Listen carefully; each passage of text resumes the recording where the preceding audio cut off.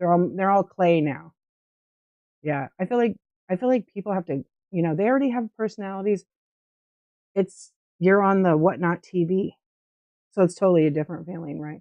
Not everybody wants to be on camera or anything like that. Peacock, my cuz, how are you?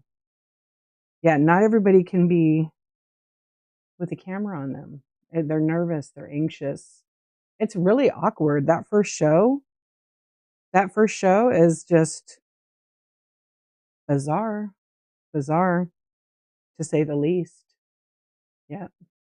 Oh, good. I'm glad to hear it. Bonjour. That's all I know. And oui baguette. I know how to count a little bit. All right, let's get us on the internet so we can. Okay, we're officially live all over. All right. So Picker Adam taught me something today, you guys. Well, actually, he taught me last time I streamed. But we'll talk, and then I want to change my show title because I forgot. Yeah, first day, first day. Every day I treat is like a first day. But like seriously, when people start on the app, they're super nervous. It's really awkward to have your first show. You're literally talking to your phone. It's not talking back. Yeah, I think that's the weirdest thing ever. Um, but everybody figures out I don't know what you want to call it, their style, their sales pitch, because it is just that. Okay, let's get YouTube going on. We got YouTuber set up. Rhythm, yeah, exactly. Production, the groove, exactly. And the biggest thing I can say in this thing, so I used to do a lot of scan shows. I feel like scan shows are so much work and it's so much time, but like staying organized. Staying organized in your shows is a win-win because when you sell those items and you're able to grab them for running next item, or even if you have like shelves that have like all the, stuff kind of in the order, big stuff in the back, little stuff in the front, and then maybe have that stuff with a sticker that has a number on it. So, or have stickers that are ready to go that when it sells, like if you have, I wouldn't say use random pools because that, if you want to go for the premiere shot, it's not going to work anymore. Same thing with item as shown. You have to call it what it is. So if you're doing home decor, I would title it home decor number 1, home decor number 2. If it's Fenton, I would use the names for that stuff. So that way your weights are all kind of in alignment with what the product is shipped, you know. If you start your show in community, does that count as first show? I mean, yeah. Yes, Sylvia, hi. Yeah, it will count as it. But if you're selling, you need to not be in community. Start in the category that is most like the items you're selling. So if you sell, for example, vintage glass pieces, that would be vintage decor. You want to start in there. You never know. Vintage decor for new sellers is a pretty booming category. I've seen new sellers go on and sell 150 items. I don't recommend that. I don't recommend overselling because you got to be able to pack all that. But with like staying organized on the so like for me, when I have a show like last night, I sold Bitty Pops, and I have a shelf up here that's open up so I can put them in order. I had that chart I was showing you guys. It's numbered like 1 through 24. I just put them all in there, or I organize by buyer. So like last night was like 3 different buyers, and then I had a couple extra buyers that went to my marketplace while I was live. So I didn't really have to worry about organizing that stuff. I could just like pull it after the show. And then as I do it, I have a little box and I put each person's order in that, take it over to my shipping table, and then I start just double checking the packing list, make sure I have the right number. A couple of the people, sometimes I'll put some extra stuff in there just because I can. And sometimes when people, I don't say it's not like a gift with purchase, but you guys know, you have a buyer that buys stuff with you and you're like, I think they might like this. Here's a couple extra things, right? You don't tell them, you don't go, oh, everybody that purchases, XYZ in my show are going to get ABC because that's not allowed. Yeah, it's not allowed at all. Hold on. What is going on? What is going on, you two? What's up, man? No, she's a lurker.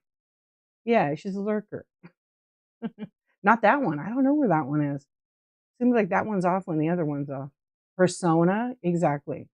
So what I do is I didn't put number stickers on all of them, but had I had multiple buyers, I probably would have put stickers on them because the stickers come right off as you pack them, or you can leave them on there. But you know, some buyers don't mind, some buyers do mind. Hello, I see you. Yeah. So, you know, you figure it out. In the beginning, the first shows I didn't number anything. I actually, since I started on this app, I preload. I've been a premier lister, quality lister since day one because I treat Whatnot like I treat every other platform. Every other platform. Peacock going to bed. You're confused. You're going to bed. Why are you confused? Because of what you wrote. Good night. Sweet dreams. Yeah.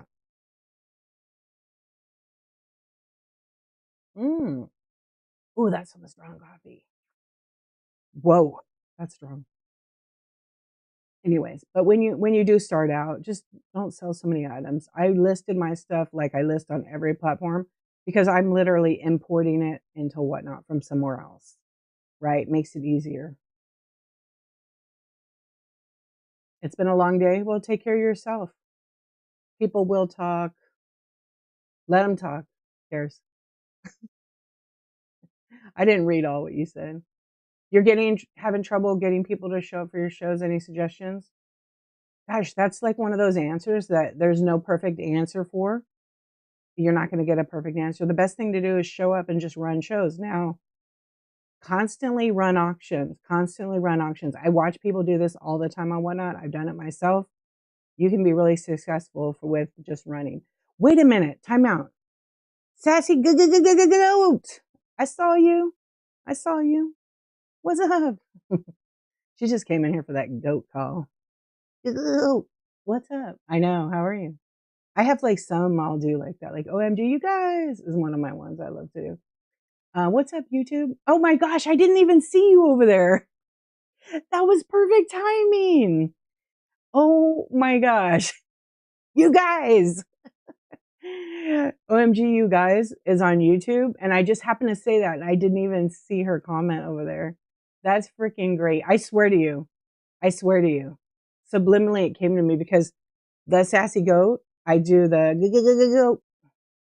You remember that? My goat? I have a goat. I was like the first one to have the damn goat. I don't think you can see it. I mean, hear it. That's funny. I see. I see. OMG. I can't believe that. Andy's over there with the big eyeballs. Oh my goodness. I cannot believe that. That's so cray cray. I can't. I can't believe it. Well, welcome in. Okay. Let's see. Yeah. So getting people in your stream, here's the thing you got to look at. Real important. I'm going to be very real with you. You ever go back and watch your streams to see how you sound? I know it's hard like to talk when you have like one or two people, or you look at that number you have. So you ever put yourself in somebody else's shoes, like, and you have to be like completely open-minded. You can't be biased like, oh man, I say cute a lot, or I say, like I don't, you know what I mean? You have to like think as a buyer, like, what are you doing to keep them in the room?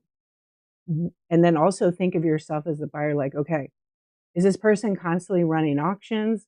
Maybe it's stuff that they don't want. I mean, sometimes that happens. There's just so many things in it, but constantly run your auctions. The other thing is talk to the chat. So like I saw a few people come in and I greeted them. That's really important. Or when you're showing your item, like I'm like, okay, I have this Sony camera and I'm showing that it functions, but I'm obviously, a little bit better in close up.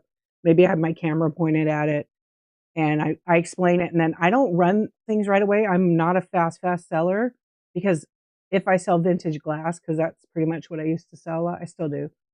I like to show the piece and tell a little story if there's a story with it, and then run it. You got to find something like that's going to captivate your audience, and have fun, be funny. People are here for not just products; they're here for you.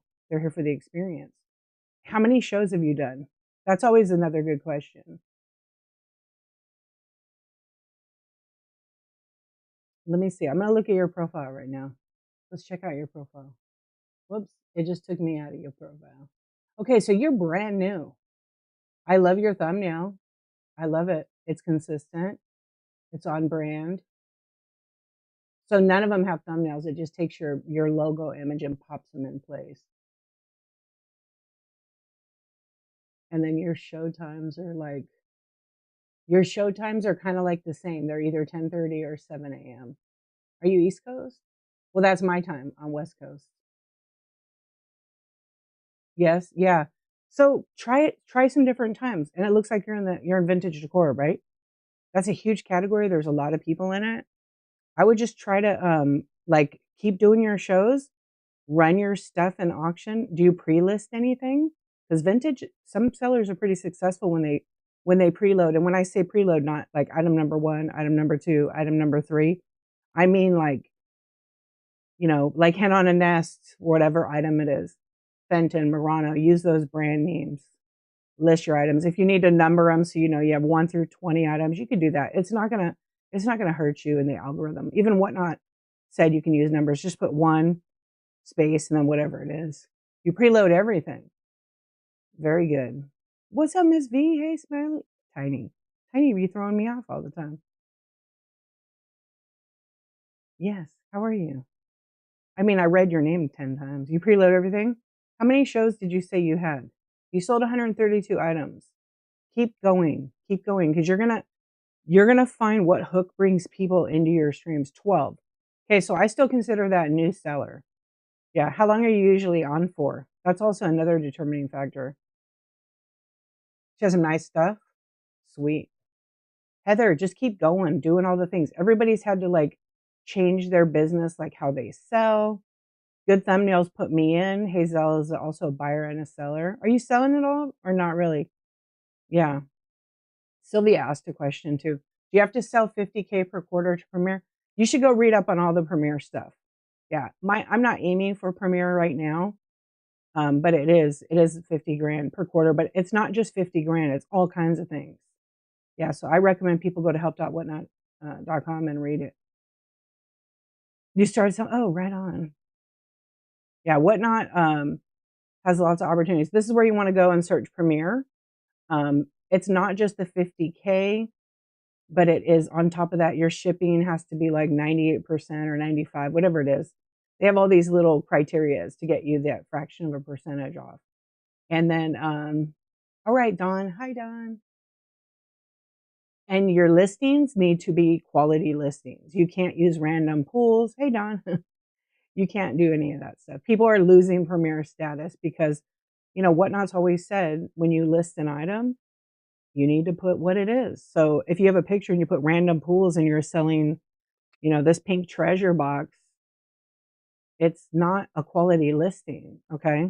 So they're cracking down on that. You have to have a picture of the item and what it is. I've been preaching that on Whatnot since I started because that has been in the, because Premiere wasn't always a thing. It's probably 2 years old now, at least minimal of 2 years old, maybe 2.5. And it hasn't always been a thing though. But the rule of listing your item with a photo of the actual item, especially used stuff, you have to show the actual item. If it's a brand new item in the box and you scan like the barcode, because you can scan in app for that, you are allowed to use the stock photography that comes with that barcode. But if it's an open box, you have to show a picture of the actual item. Now, they may not crack down on everything, but they are working on that. The app is cracking down on all that stuff. And people that think they can use like some other alternative just to like bypass that, they will catch up with that too. So just do the right thing. I mean, it does not take that long. Even if, I see a lot of people that have teams and stuff, assign a person to list, assign a person to scan all the things. Like I see a lot of these guys that get manifests and they do it that way. They use the CSV and everything. No, it's not 50,000 items. It's $50,000 sold. $50,000 sold in 3 months. So every 90 days. It's not technically, yeah, it's 90 days. And then you have to meet criteria. Yeah, so you could go to help.whatnot.com and look it up. You did random pools pictures of item by their weight under random pools. Yeah, so that's not a quality listing. Yeah, TIG, that's not a quality listing. So say you were going for Premier, right? And you had your 50, just for example, it would probably disqualify you. There's probably been 100 different sellers who have lost Premier status because of this. Can they gain it back? Absolutely. Absolutely. But they sell fast, fast, fast, fast, fast. And then they lose it because they didn't invest, a few more seconds in putting the actual title of the item or being creative with their language, their words. Yeah, and some people do random pulls. That's their business. I just have always done it the other way. For me, it works. But I also type real fast. I don't list on the phone. I think people think that, you can list on the phone, right? And the phone is sort of fast. But if you actually go and, wait, what? OMG, really? Oh, on YouTube? I love it. Um, yeah, I don't think, I mean, I'm still gonna list this way here on Whatnot. I use the desktop. I like to personally list on desktop. It's way faster. I made a video about it on YouTube. It's called Seller Hub Inventory. Watch it. It's real simple. That's great. What was the name? What was the name? You have to send it to me. Yeah, no interest. You hate trying to rate a seller when I can't see what I even bought from them. No invoice, no thumbnails. All of that. All of that. The other thing is I don't want to make my buyers do any extra work. They've invested their time, their money in my business. So why don't I make it easier for them? Because that's just me. I always think of my customer first. I always think of my buyer first. Just like when I ship correctly. I ship actual weight. I don't want to have to go back. I don't want to have my buyer pay any money from the post office if it's off. Even if they've paid for the 5 pounds and it's over a pound and I change it, say for example, I just put it at 2 pounds, but it really weighs 5. I need to change that so they don't get hit with fees because they can. And yes, OMG Christina. She's on YouTube right now. She might lurk over here. Hazel is in my stream, Christina. I know, I always call her OMG. You guys. She accidentally swiped out of my stream on YouTube and she went in a zombie stream. I told her to send it to me. I'm checking it out. Yeah, you have to do it is required by Whatnot. I have several clips on my profile from Whatnot that say on there you have to change, like if you finish the shipment, you have to edit the dimensions and the box size, whether it's over or under 12 by 12 by 12. I didn't make that up. I didn't fabricate anything. OMG, you guys. Yeah, so that's on you if you don't want to, but to me, I feel like I'm telling the buyer, I don't care about you, and I do. So that's why I do it the way I do it. People can do it however they want. The people are all up freaking out because of the new dashboard. Shipping hasn't changed at all. Shipping hasn't changed. Matter of fact, the only thing about shipping that's changed in the last 4+ years since I've been on the app is the price went up a tiny bit. I was in a show the other day and the person was saying how, oh, the price is going up in June. No, it's not. No, it's not. It's not. USPS is going up, but that doesn't affect Whatnot. Whatnot will tell us all, believe me. Yeah. Oh, you did? Thank you. I can't wait to see that. I've been in one before and it was weird. Yeah. Having like 10 conversations. Um, you know what, Tig? It is. It's all about learning. You find what works for you best. Like I've done raid trains where I had like the item was like the whole group of stuff, not specifically the one thing because it was like a 10-minute. It was OMGYG's raid train. Dalahala, the OG one. And but then I did a second one. I'm like, I'm listing because I got so many pre-bids, and back then pre-bids never expired. Right. But a lot of people don't sell there, right? Yeah, you can't go on any other platform and put random pool mystery box. You can't do that. I mean, you can do mystery box, but you have to kind of show pictures of what it is. They're all cracking down on those kind of things. And it is a good thing because number one, buyers don't remember what they purchased. They buy so much stuff Like, you want them to shop with you? Make it easier for them. They go to their activity log and they're like, "Oh, I bought that thing from D. I can't remember what the hell it was. I forgot to take a screenshot." And they're not savvy enough on the app to go to where the video receipts is. They don't know how to do that. I had a couple people message me and be like, "I forgot what I bought from you," but I write everything and I took a screenshot and sent it to him and I said, "I actually put what it is so you know, and then when I pack it up, I put a packing slip in there because I want you to, you know," and I put a coupon sticker right on top of the packing list. Will they come back? Yeah, because I use a code so I can track if I've been using a different code now that on new buyers, when they come back for a second purchase and they use that code, then I know that's from that. Yeah, sometimes they buy, or if I buy 10 things, you buy the mini brands. Yeah, so if they buy 10 items, you know, the ones where it gets tricky is like, when I do a pick 2 or pick 3, you kinda have to, like, I take a screenshot, right, of the 3 items they picked on screen, and then I save it. It's gonna be in the video receipt, but if they take a long time to pick them, you gotta be like, as a buyer, you gotta be kinda quick to select. But you don't put, like, 50 items for them to pick. You put, like, 6 or 9 out, and then that way you say, "Okay, you get to pick 2 out of 6 or pick 3 out of 9." You know, you can do that. Oh, I forgot that is not working. Yeah. And just you have to make it easier on yourself, but you also have to make it, number 1, easier on your buyers because you want it to be not as complicated. Yeah. And you learn, you might go and go, "Oh my gosh, what did I do? I had a show, I didn't write anything down." Right? I didn't write anything down. I didn't write that Aussie got all of those mini brands. I just have a little pile for how am I gonna confirm it? You gotta go watch your video receipt. So you watch it and then you can't see any of the auctions. You can't see when she bid. You can't see you click on it and you have to go through each video receipt. It's a pain in the butt. So, like, I always tell people, "Well, look, if you sell stuff like that, then say, 'Congratulations, de-archivist. This is auction number 1,' and you just pick the hostess, you name the items, so that when you don't have to watch the video shoot, but you could listen and then you could watch it for the picture real quick. Because if you don't, and you don't number or bag anything individually, and then you have a 2-hour show and you have 100 items to go through, your shipping's gonna take 3 times as long now. So that's why I always even from the beginning, I learned my own system here.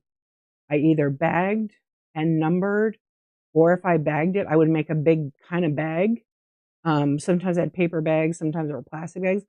I would put the buyer's name when they bought, like, a second one, I'm like, "Okay, it looks like they might buy some more, I don't know."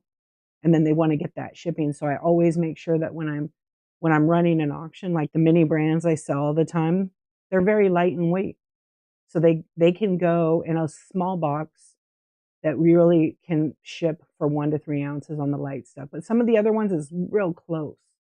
So I still run them all at 1 to 3 and then I can adjust. Because it ends up working out that, like, some of those are like 1 ounce and then the box is 1 ounce and there's an extra ounce. But you can't I don't wanna create a custom shipping profile at 2 ounces because it messes up the shipping. I just let it ship what the actual weight would be. So that it'll fluctuate in between it, depending on the size of the item. Yeah, so you have to figure all that stuff out. Organization is number 1 for a show and consistency in that. Hello, shop grannies, welcome in. Gma Strong, what's up? How are you? Let's see. Yeah, so, you figure out what works for you. Anybody going for a period? Tina, what's going on? You're off to bed? I hope you're doing good, my friend. I hope you're doing really good. Get some rest. Yeah, I felt like taking a nap earlier. I kinda got one and kinda didn't, or like a short one, but you know how that goes. How's everybody doing? How are all the insomniacs?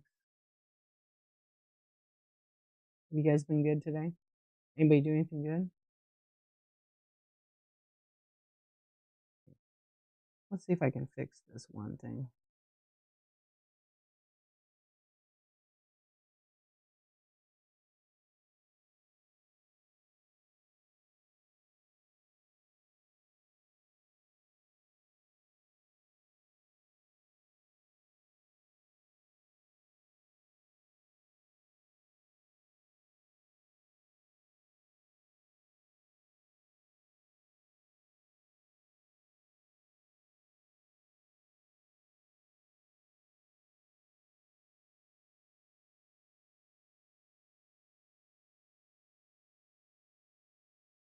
Okay, sorry about that.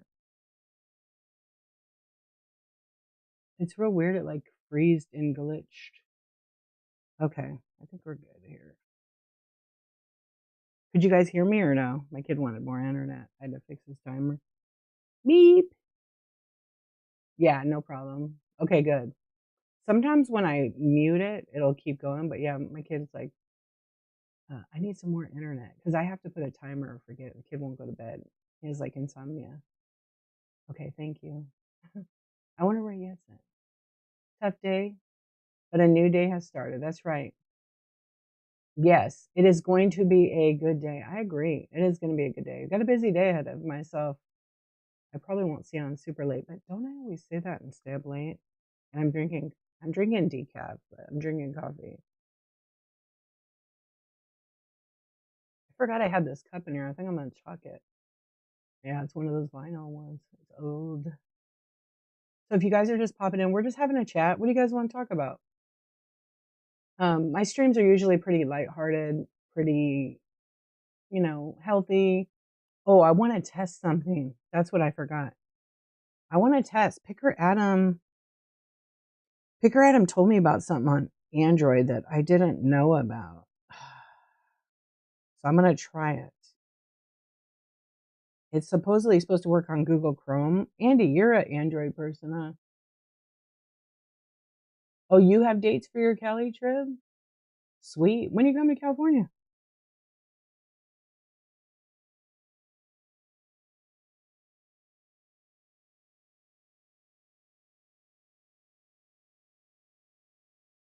Oh, in August? Oh, nice. What is question? You have Android? AJ, thank you. Are you zooming in on my shelf? Do you think 30 shows in 30 days works to build? It depends. Are you doing it for somebody else or are you doing it for yourself? It takes more than 30 days to build on Whatnot, to be honest. It's long haul. There he is. Picker Adam. What's up? For yourself. Good. Because when you're out there doing like a 30-day challenge, a 10-day challenge, a 7-day, a 5-day, and you're putting somebody else's logo on your thumbnail, you're promoting their brand. Definitely focus on yours. Do it. I did a 30-day and make a rule. You're selling constantly. Set a time, hour and a half. Curate those shows. People do like curate. Sometimes they like surprise. But I would do it for sure. I did a 30-day in November of 2023. I made it 21 days. I was exhausted. I don't even know. I don't even know. I looked drunk. I was so tired in that. But it was like the birth of like one a challenge. Yeah. So I don't know. You figure out what your goal is with it, but keep going. Hey, who's your daddy? How you doing? No, and oh, you're Apple. Okay. Pick her Adam. It has the arrow, but now it's gone. The hell? Wait, this is weird. Am I in the app? No. So I didn't. I didn't. I didn't. Pretty close. Pretty close. I got my Android right here. Queen, what's up? You guys are hilarious. Are you guys gonna go to Whataburger? I'm so hungry right now. And I went to dinner. We got Rubio's. It was kind of like mid. And I got their fish. They have like a new fish sandwich. It was all right. I should have got like 3 of them. But when it was kind of far away, so by the time I got home, it was like cold. She went to sleep, go live, and then break in her house and wake her up. I'm just kidding. I'm really not. Oh man, now you're hungry. That's all right. Don't you have a bunch of snacks she didn't like that she left? I know you got some snacks there. I know you do. If I was close to you, I would be like, let's do it. Pick me up. Pick me up. Yeah, Whataburger. See, I'm in California. We don't have that. We don't have that. Hey, that's a good idea, huh? Go break in. at your own risk, man. She's probably like crying off you. You got your brand new water. Oh, sweet. It's an exclusive. Wasn't that fun that night? Welcome in, friends. Yeah, you never know. I love that you guys did that. I think it was really, really fun.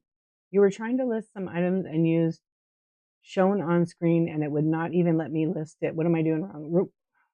Crystal, really? Hmm. So that was your title? Did you put all the information in? You have to have a picture, you have to have a title, and you have to have a slight description. So the description could be like as shown on live, refer to video receipts, vintage decor, whatever. I would definitely use keywords, not random at all anymore. That's my guess is you didn't fill out there's mandatory fields, and then there's also sometimes condition. It depends on the category. Oh, it was fun. Thank you. No, you guys did all the work. Did you guys get a stomach ache tonight eating all those? Oh man. I know OMG was always in a restaurant. Her and Fancy Cat, man, they always had some good shows. I'm never forgetting when Fancy Cat laid on the floor and she had all the Pokemon cards and she threw them up in the air and she was swimming in them. Oh my gosh, I have that clip on my computer. It's so good. I miss Kelly. I haven't seen her. I mean, I can text her anytime I want. I should text her that clip again. Yeah, and then we made like a reel, but OMG never did it. We made a reel and we're like, she was in the thrift shop and she's like, I'm not just a reseller, I'm a hoarder. We had so much fun with that. Oh my gosh. Yeah, it was a good time. It was a good time. It was such good times, huh? I was just telling Not Stifler's mom, Whatnot's changed so much, it's different, right? There's so many people now and you don't recognize everybody like that OG group, like OMGYG is an OG.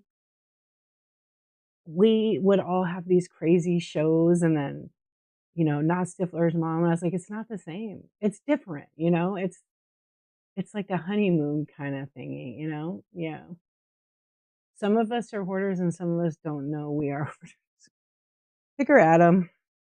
Bringing on the wisdom. What's up? No picture. I was trying to list until I could get a thumbnail just so I could. You have to have a picture. It's required. Unless you do a temporary listing, but just I feel like you're wasting your time if you do a temporary listing because sometimes you can't clone it to the next show. It's gone. Temporary listings, so is what it says on theirs. They're only for that show. So when the show's over, they don't get renewed. So you could still have those listings and put them in your next show if you do a quality listing, right? I think it's really important to do that. But you have to have a show title, a picture, okay, the price, maybe the condition. What do you sell? I do have a video. My YouTube channel is the same exact name, D_archivist. And I have a video called Seller Hub, and then it's inventory. I highly recommend you watch it. It'll show you how to list on a browser. And then I have some new videos. I'm actually doing Android videos right now that may help you. Can you even spell wisdom without dumb? And why does dumb have to be AB in it? You know what? That's just too complicated of a question to answer. Why does tsunami have a T?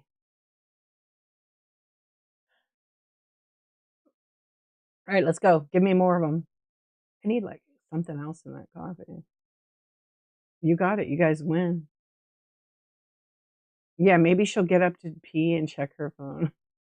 I hope so. Those were some good times. Fancy Cat Vintage. Kelly, meow. Or how about that time when you guys were like in your basement when you first did the makeover of it, and you guys had those big ass, you know what I want to say, those big ass masks, those heads. Santa, what was the other one? A reindeer, and then she was like sitting on your lap. It was so much fun. You're gonna sell candy and snacks? Yeah, so you're gonna wanna show the picture of the item.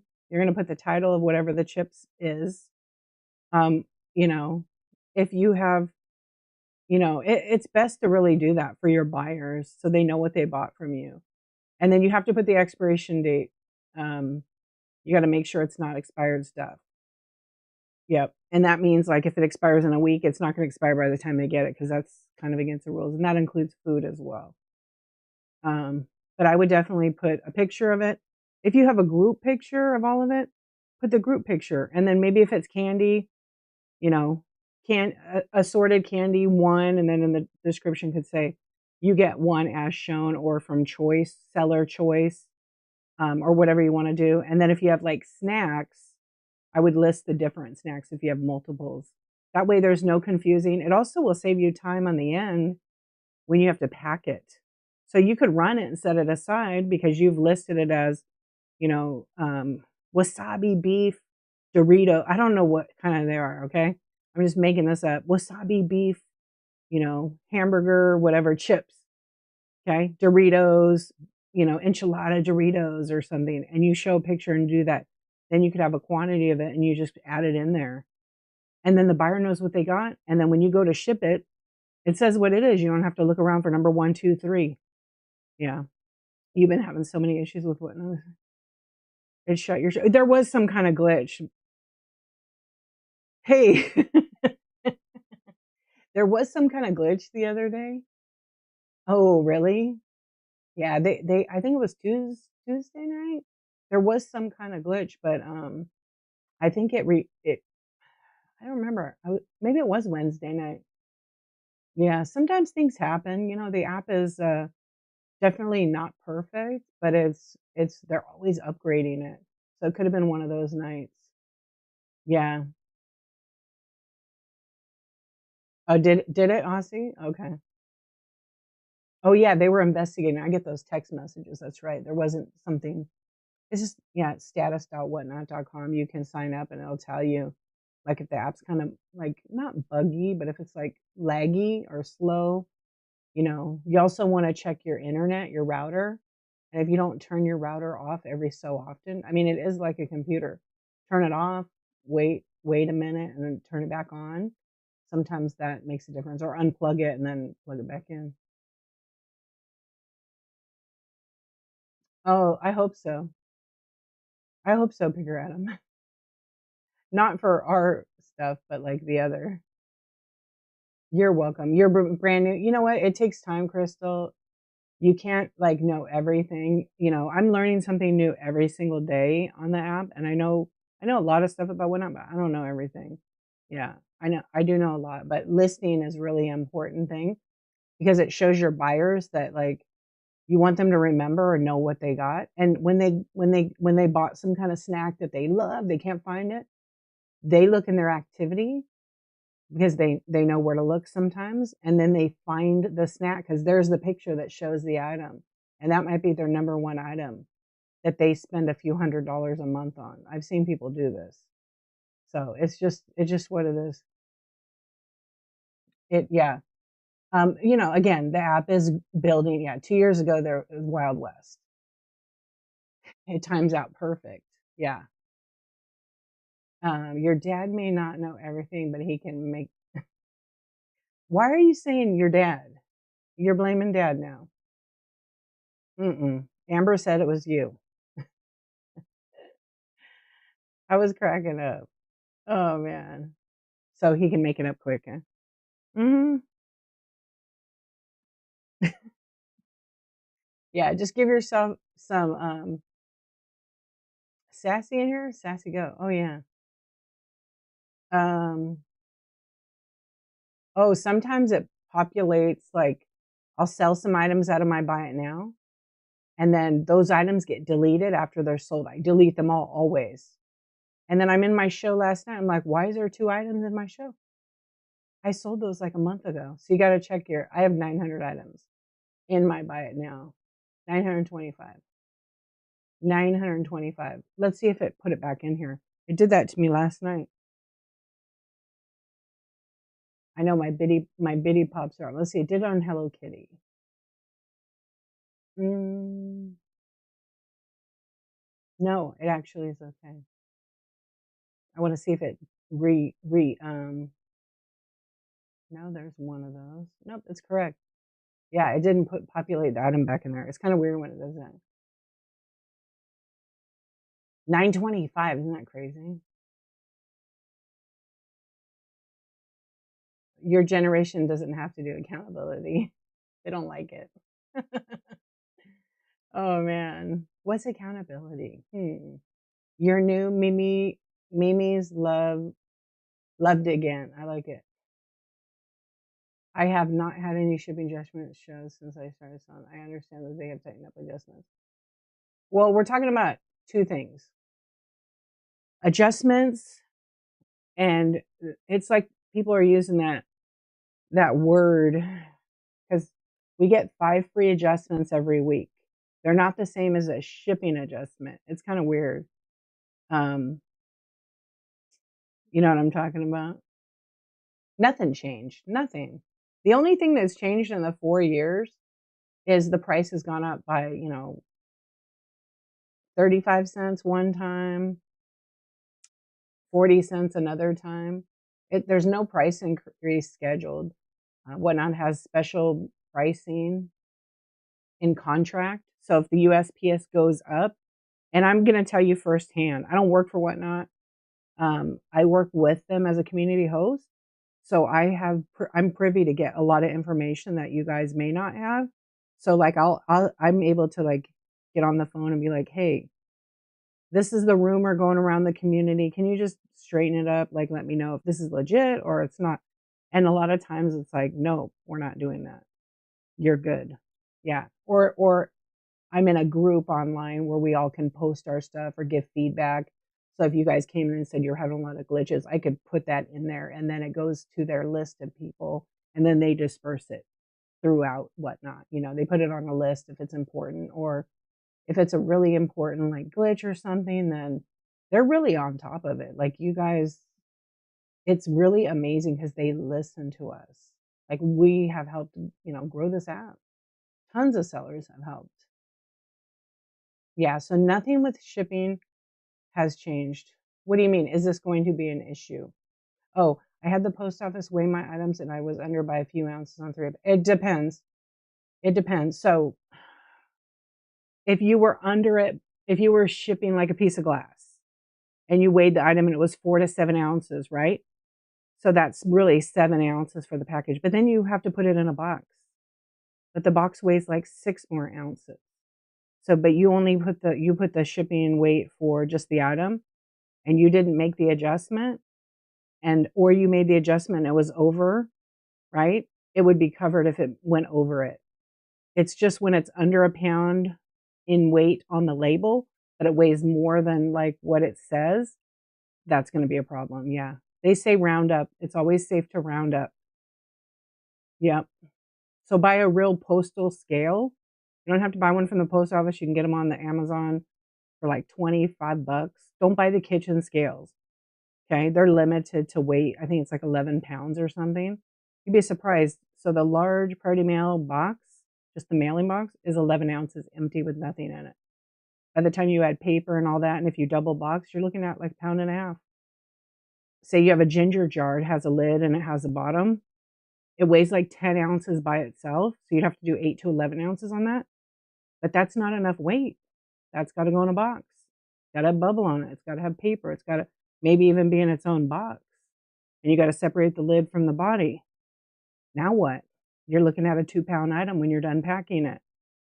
If you don't sell it at 2 pounds, there's a chance if you don't make that change to the box size and the weight, it's going to get passed on to your buyer. So say you leave it at 15 ounces because, that's what you learn. Don't weigh anything, don't measure, don't change. And then you ship it and the post office catches it. And they're like, yeah, this is a problem. Who's paying for it? The buyer. Okay. They're going to have to pay 20, 25 bucks now because it says 15 ounces, but it's like, 3 or 4 pounds. You always want to make sure you do that before you ship it out. And say the box is set at 12 by 12 by 12 for that rate. So it's based on 5 pounds, 12 by 12, up to 12 by 12 by 12. right? For 9/21 current date today. May what? Almost 15th? May 15th, 2026. Yeah, the retail price is $31 at USPS for a flat rate box, but a regular priority mail box that's 5 pounds might be roughly the same price as that. Okay. It's better to add all that stuff in there. So when I list, like I preload, you can look at my buy now. Little tiny things. I mean, we know what they weigh, but like, when you run it, you just got to calculate that packaging in there. It's super, super important. But you want to make sure you don't have an item that you accidentally run it like, say it's a pound and a half, but you put 15 ounces because whatnot works in ounces. You just got to be careful of those little tiny things because it will be passed on to the buyer. Maybe not this time. Maybe it skips and it makes it, right? Because post office has millions and millions of packages. I recommend not, if you stay consistent, like I talk about consistency a lot. If you stay consistent, like, okay, I'm listing my items, I got to pretend like everything goes in a box. Obviously, if it's clothes or something else that you don't put in a box, it goes in a bubble mailer, you still have to count for a little bit of weight for those kind of items too. Okay, let me see what you guys are saying here. And a lot of people do shipping completely different, but you should do it like Whatnot says in all their things because some businesses have figured out how to absorb some shipping, and maybe you're a new seller and you can't afford to absorb the shipping. You don't have to offer, max shipping, right? And sometimes you just have to learn before you offer these things. Yeah, it affects people not putting actual package sizes and weights. So say you have that 12 by 12 by 12 that's say 2 pounds, right? Because it rounds up. But you can fit this 12 by 12 by 12 is 1 pound at least for that box empty. But you know what? It's small, so I can fit it in an 8 by 6 by 4 inch box. It just takes off a tiny bit of weight, but it doesn't hurt the buyer because they already paid for 1 pound and I can edit the box weight up to 5 pounds. So if I'm stressing out like, oh no, it says 1 to 2 pounds, but I packaged it up, I got it ready to go, and it's 3.5 pounds, that's okay because they've paid for up to 5 pounds. You with me so far?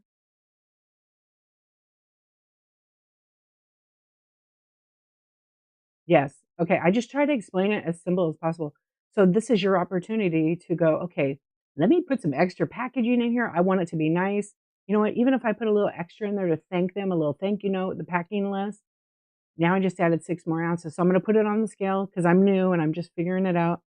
And I'm going to make sure my scale's level on a table and nothing around it so it isn't bumping it to give me inaccurate weight. I put it down, I look at it and I go, oh, good, it's 3 pounds. And then I'm going to do the math and figure out how many, or no, let's just say it's 5 pounds, okay? Or wait, let's do this. Let's say it's 4 pounds, 6 ounces, right? So you can put it at 4 pounds, 6 ounces, or you can just make it 80 ounces, which is 5 pounds. It's not going to cost the buyer anymore. It's protected. Sometimes their scales bump, but most of the time, if you're under like 4 ounces and they paid for 5, you're fine. It's when you go over like 5 or 6 ounces, you need to round up. So you'll have to pay for extra. And it will take one of your shipping adjustments. Um, okay, key lime to edit okay, I'll tell you guys, to edit the shipping, do not use your cell phone. Do not use the app. You have to go to a browser, Google Chrome preferably, and you know how it says generate label on that line? Right after it, there's a little pencil. Click on the pencil, and on desktops really best in Google Chrome, a window pops out, and in that window, it says edit shipment. And then there's like 3, it'll say 12 by 12 by 12, and it'll have the weight by ounces. You just do it right there. So you should be changing the 12 by 12 by 12 to whatever the box size is. Say you have a bigger box. Say the box is 15 by 10 by 10. Okay.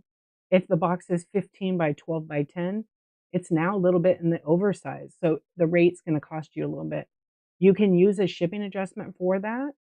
If, right away, it'll take your shipment adjustment. It doesn't actually charge you. And it'll say, it will charge you this much for the label. Sometimes it says 0. And then on the bottom where you save it, then you can hit generate after you make those adjustments. I didn't get to read shipping hack. If the item don't fit in a 12-inch box, drive a truck over it safely. Is perfect advice. Figure out them. Yeah, Crystal, you want to use the box weight for the item. You don't want to just list the weight of the item. You have to include the, it's like this. It's like this. If I ran this item in auction, it's a camera, okay? It's a pound plus packaging. But say I didn't put it in and I run it at a pound and it sells and they only buy the one item. Well, now I got to put it in a box so I can adjust it, but it's better to do it up front so the buyer knows exactly what they're getting. Because say it's like, say it's a little tiny camera, it's 4 to 7 ounces, and I forgot to put it in. I can't slap a label right on the item; it's going to get destroyed. So I have to make sure I have ample packaging around. Technically, with the post office, you have to have. So if I have this in a box, I have to have 2 inches in the front, in the back, on the bottom, on the top, and on the sides. 2 inches of padding protection. That is the requirement with USPS. So if I had to insure this for $300 or $400, right? Picker Adam, thank you for the tip. I don't know if I have them. Yeah, there he is. Thank you. I appreciate you. That was so nice. Yeah, it was scrolled up while I was blabbing. Thank you. I still didn't fix my hot dog, did I? Nope, no hot dog, but I heard you like a good time. Jack. Thank you. Yeah, so you're super welcome. Just don't stress out about it. Just when you list, like definitely want to list the product as, imagine if you're a buyer, you want to know what you're looking at, right? So take a few pictures. It takes time. You'll get a rhythm. You'll get a system down. Like when I have items that are like big and bulky, I'll take them, and actually when I buy them and source them, I try to take a picture right then and there. So I try to get like with shrubbery behind, so then it has a little bokeh and it's a little blurred out, and I'll use those pictures as my main. Yeah, let's see. But you want to add the packaging. It's very, very important. You screwed up and sold a 24-inch basket. It almost cost me 23 to mail, and that was like 2 years ago. Yeah. So if anything that's like big like that, I don't even sell on Whatnot anymore.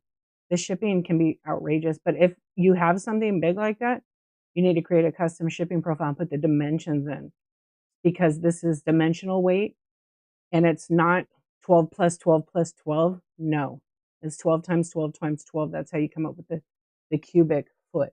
Okay. Which is what? 1738 for that? Cubic inches. Yeah. Okay. Hold on. I missed something.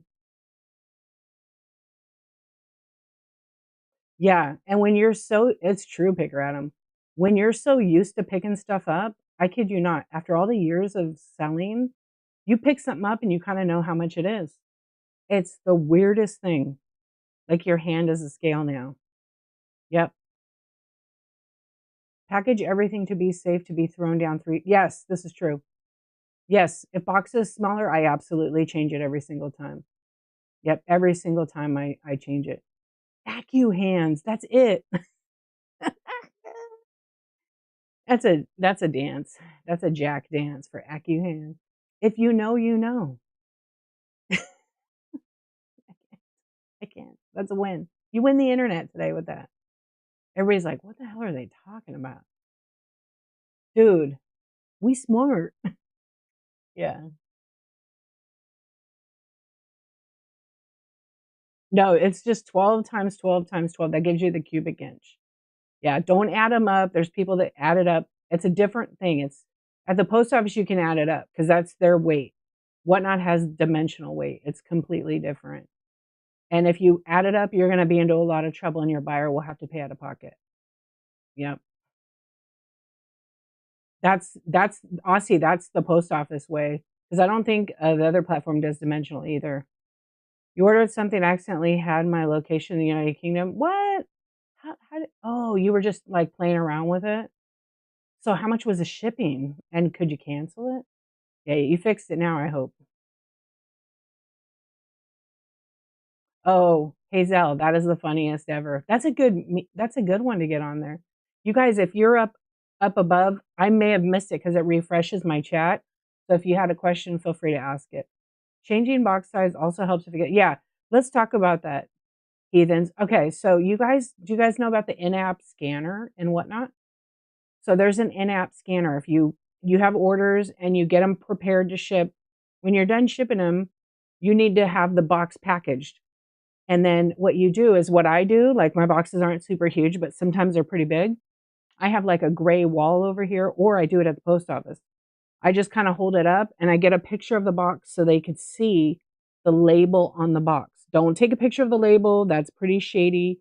Don't take a picture of part of the label, that's even more shady. You'll get reported by certain sellers, buyers. Okay? Show it how it is. And I'll tell you why. Some people are taking pictures of it on a scale. You don't have to do that. But it kind of internally tells Whatnot. Say you sold 20 items to a buyer and it was in a pretty big box and the box was 5 pounds total. And then they said, I only got a little 4 by 4 inch box. Well, now you have a picture that you gave Whatnot and they can dispute it. And you don't even have to worry about that. Whatnot's going to see the image because you just scanned the label on the box. They're going to be like, no, we're not paying you back. This person sent you the right stuff, because they put it in that box versus and $35. Yeah. And okay. Yeah. Don't put the box on your lap and scan because you cannot edit the pictures. So say you have a wall of all your family pics. You're sending this picture because the buyer can see the picture. So make sure you take it so it only has that box in play. You can't edit. Don't put it on your lap. Pay attention to your shirt. You know what I'm talking about? You know what I'm talking about over here? Yeah.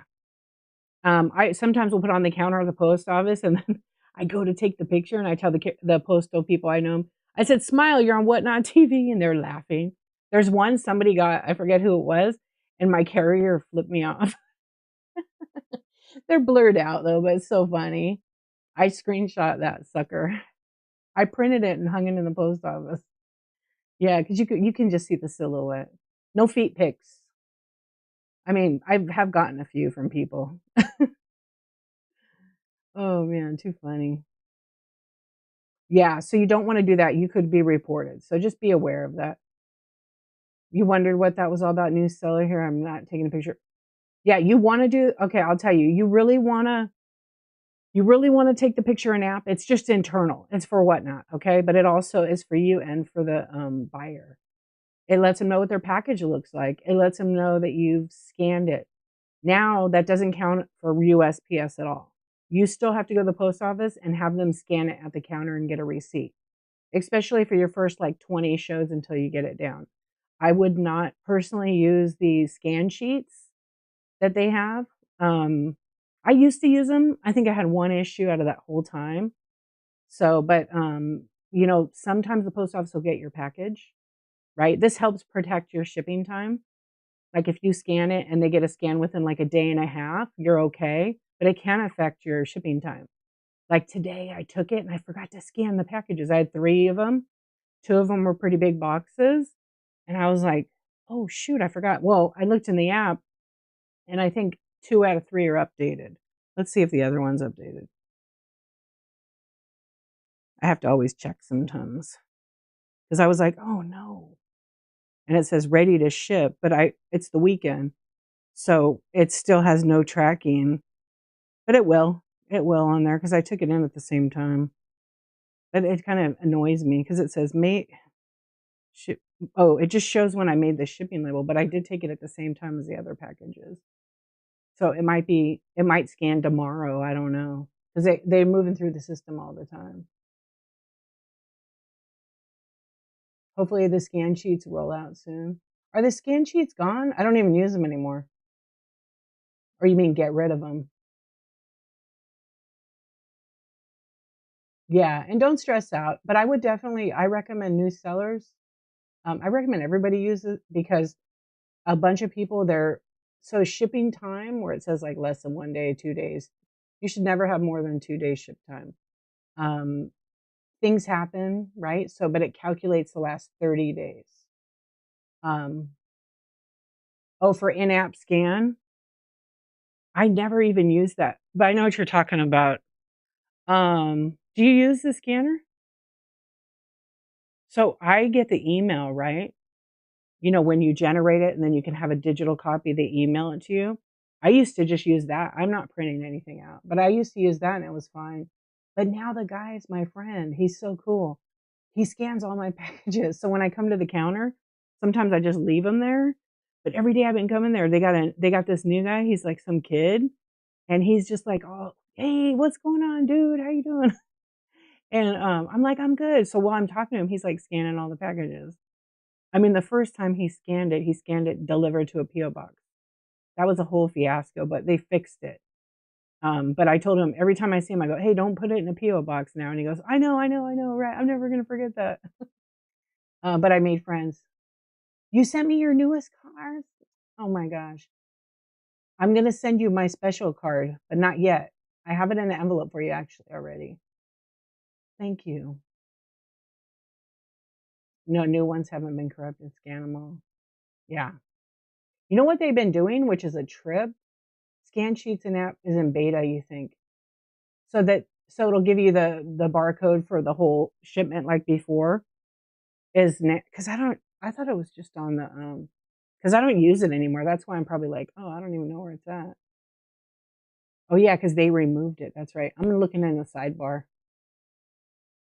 Generate USPS scan sheet. It's still in there for me, but it's not in the app.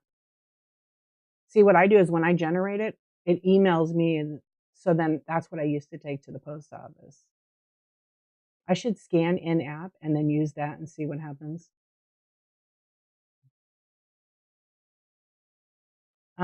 Wildflower Bliss. Yes, yes. If you do a show on Friday, so when you have a show, right, and you start selling the first item, that's when the clock starts. It's so weird, but that's how it starts. It used to be when your show ended, you had to ship within 48 hours. It's when your item sells, it's 48 hours. So say you have a shipment. Don't ask me how I know this, but say you have a shipment. Correct. Okay, it's not, yeah, you have it right now. Say say you have a show and you have like a show for 4 hours, and then you restart your show and you have 4 more, and then you turn around and you get it all ready to ship, and it you scan it in the app. So, or no, you forget to scan it. I'm trying to give a good scenario here. You forget to scan it, and then you take it to the post office. Just say your show was Friday night, and you take it on Monday. This is why the in-app scan is super important, you guys, because it helps lock in and show what on. This is what the package looks like. This is the date I did it. It's a really good idea to take it while you're right at the post office, to be honest. Even if you have 50 of them, it's really quick actually. Because it's like the first one you pick, you scan it, it scans, and then each one you point to. So you can have them laid out and just go bum bum bum bum, and it'll sometimes it glitches. And hold on, now it threw me off. And so say you take it right Monday and you drop it off from your Friday show. Okay, that's your 2 days because weekends don't count. But then the post office doesn't scan it for 2 or 3 days because it's moving. Do you know that if you don't scan in the app, it could ding your account and mess you up? Because then it looks like, okay, if Monday is when you were technically supposed to have it shipped out by, so if your show was Friday at 10 a.m., you should have it out by Monday at 10 a.m. That's 48 hours considering to whatnot. Even though it would really be Tuesday at 10 a.m., to be honest.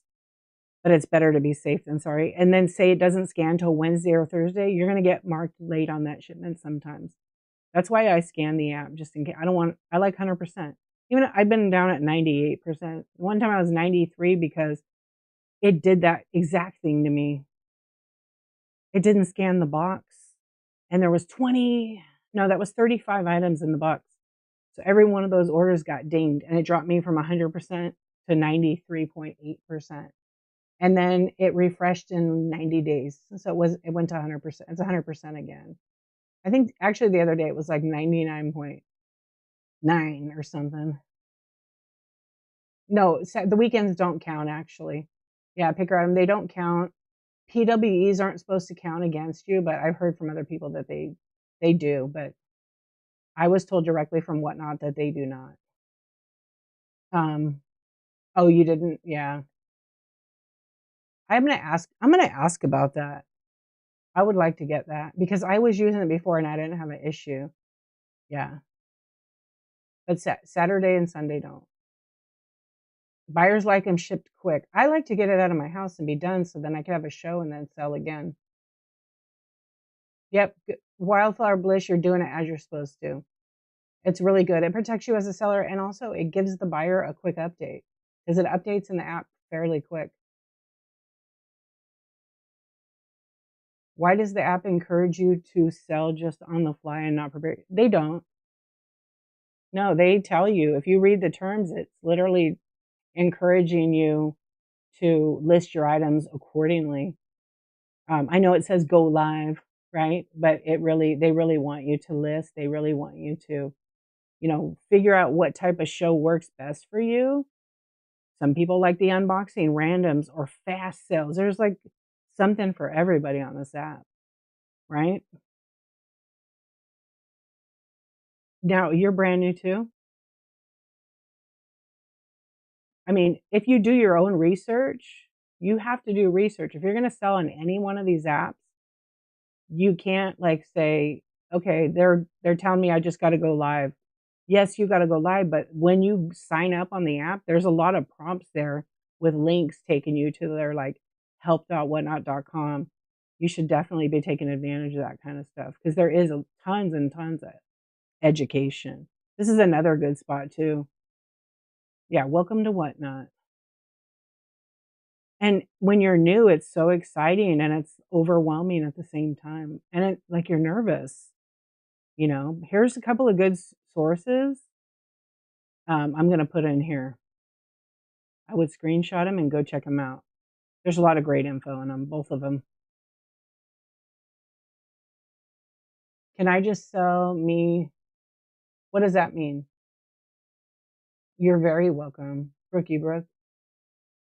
Can I just sell your own things? Yeah, absolutely. Just make sure you describe them what they are. But the best thing to do is go to help.whatnot.com and there's a search box. Type in prohibited. Find out what you're not allowed to sell. Okay. There's some things you cannot sell. Yeah. So make sure you know what those are because if somebody, and Whatnot's in shows all the time. Hello, Whatnot. They're in my shows all the time hanging out. I appreciate them so much. But it's really important that you don't get someone from Whatnot in your show and you're just selling like some kind of adult thing. That's not allowed, right? You might get reported for that. There's all kinds of things. You've only had 7 shows. You're doing the thing. Yeah, watch people's shows. See what shows you like. Emulate some of those styles. If you see a show you don't like, don't do those kinds of things. And keep in mind that there are a ton of chat shows. There are a ton of chat shows with people giving you all kinds of information. Just be careful because some of that information may not work for your business model. It may not be accurate information. It may be information, or they might be trying to get you to buy a sponsored giveaway where they yell and shout you out for, you know, 2 minutes and do a giveaway in your name. But you're buying that. You don't have to buy that. You can if you want. It's like about hype. You know what? I didn't do this. I do this in my chat show in the daytime. Why don't you guys, if you're a seller and you have scheduled shows, share your shows right now. Don't post a link. Nobody on a phone can click on the link, and it'll probably time you out. But share your shows. So let people know what time zone and yeah, only watch me. Just kidding. Follow everybody and see. You can bookmark, see if you like someone. Make friends with sellers that sell similar to you and you guys help each other. Build your own community, you know?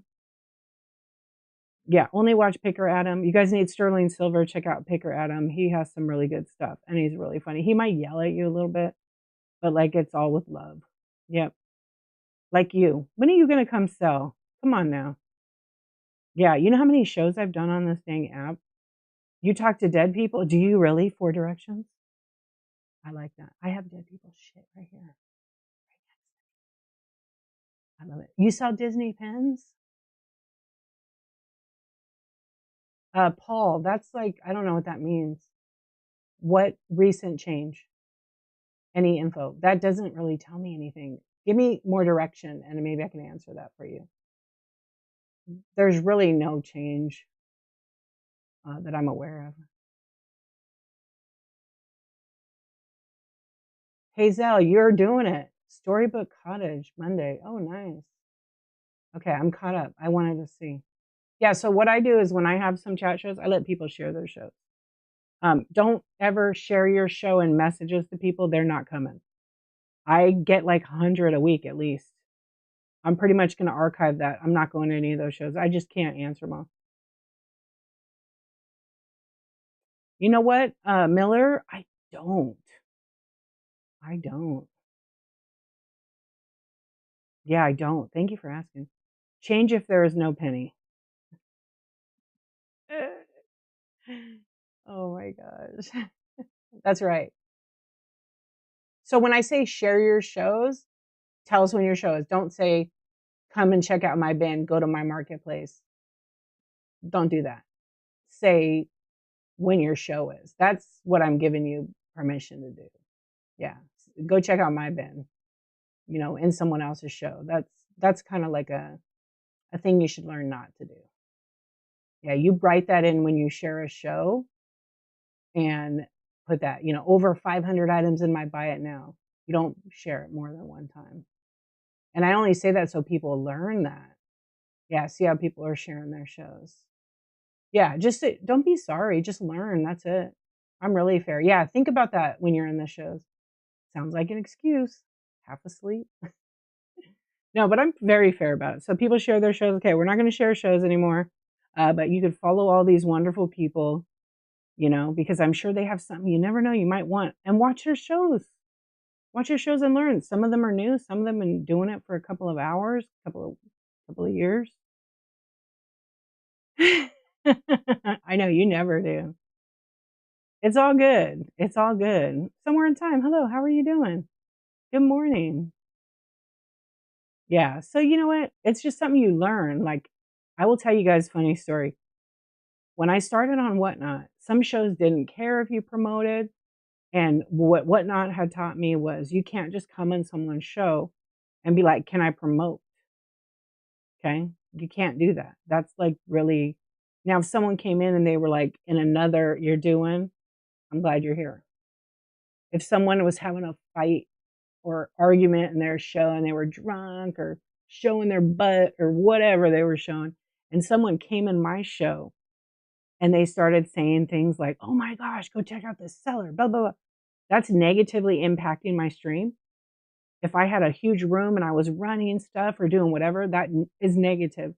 I'm going to have people leave my show to go to that show, right? Don't do that kind of stuff because that'll get you booted out or educated and you'll feel pretty embarrassed. I think it's real important to know etiquette. Etiquette can't be taught really, but I have watched sellers. Hey Amber, how you doing? How do you deal with all these dad jokes? I love that you guys got to be laughing all the time. You got to be laughing all the time. I know it. You got them in a headlock. That's it. I used to see shows all the time where people would come in and do it and I would be modded and I really didn't even know the seller. They just trusted me, knew me in the community. And guess what? Anybody that came in and said, can I promote? They kicked them out. They kicked them out because they weren't there shopping with them. They were there to promote their stuff, or they would come in and go, they would type this in the chat.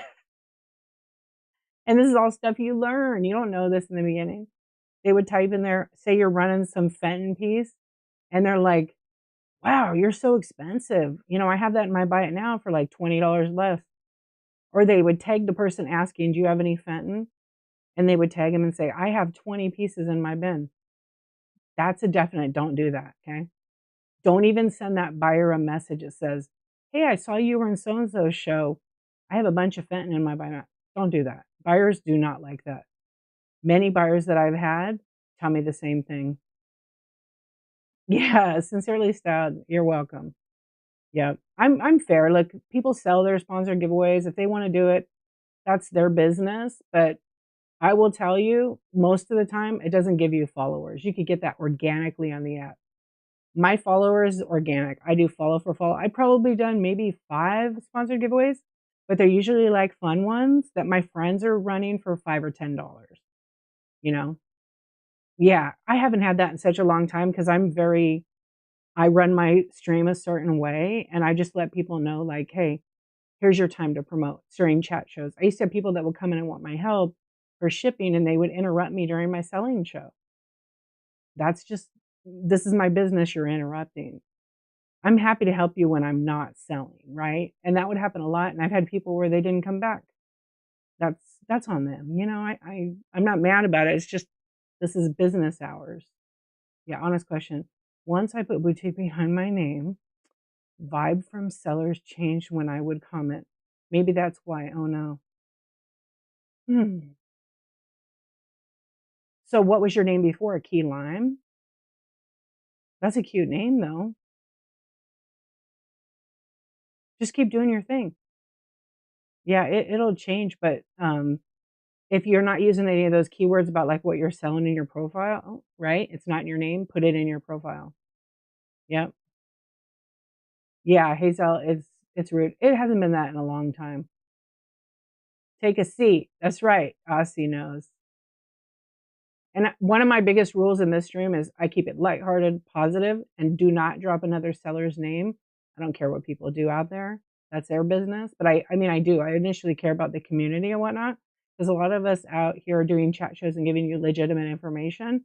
And then you got a few people that are not giving legit and they're charging a crazy amount. And some of the stuff where people are charging actually, they're giving good information. So I can't say, "Oh, go to this person or that," because I really don't endorse many people on here for that. Just key lime. Oh, before? I think it's cute. You do what you wanna do for your business, and as long as you're providing, like, a great experience and an awesome product and good ship time and right? But I would put some keywords like I didn't look at your profile, but I would just definitely make sure you have all that stuff in there. Nice to see you, my friend. Now I know, I was thinking the same thing, Dazzle Depot. Now I want some key lime pie. I've also seen people come in and ask, "When is the giveaway?" I used to have someone come in and they're like, "Can we get a giveaway?" And I just would ignore them, and then they would ask like 4 more times. They finally just go away because if I'm not selling, why I love you guys, but business sense, it doesn't make sense to just do a bunch of giveaways if I'm not selling anything that pay for that, you know? Yeah. You're super welcome. You're banned. Should I ban you now? You know I'm talking to you. Yeah, rude. Another thing I dislike. I know the list. I know the list. Yeah, it's you learn. Yeah, you learn.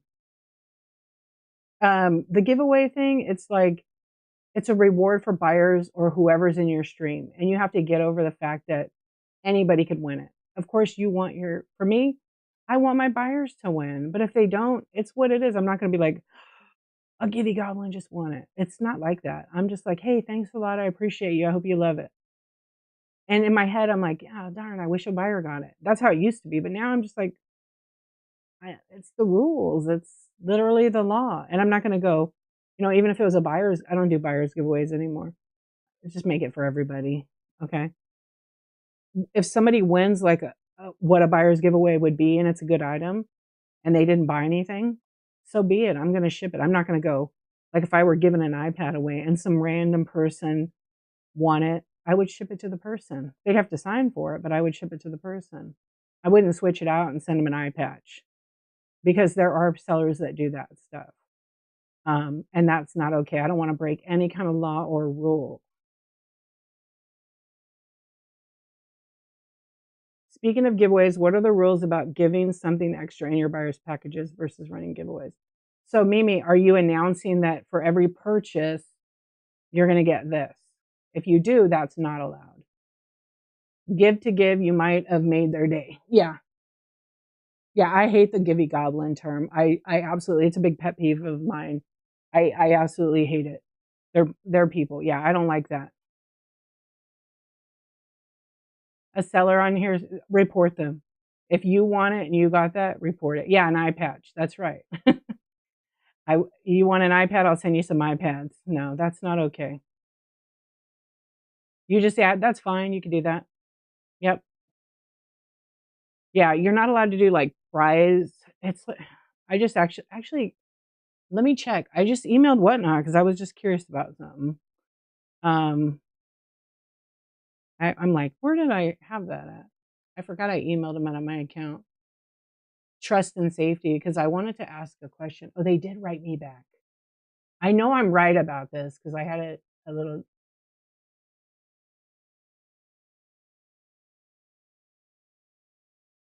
Oh,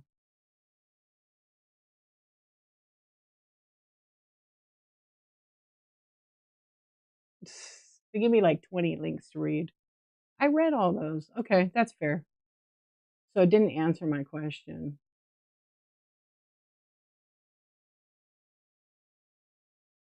I won't say what it is, but it was kind of a similar thing. Yeah. So 50-50, I was right, but there's there's some language. Okay.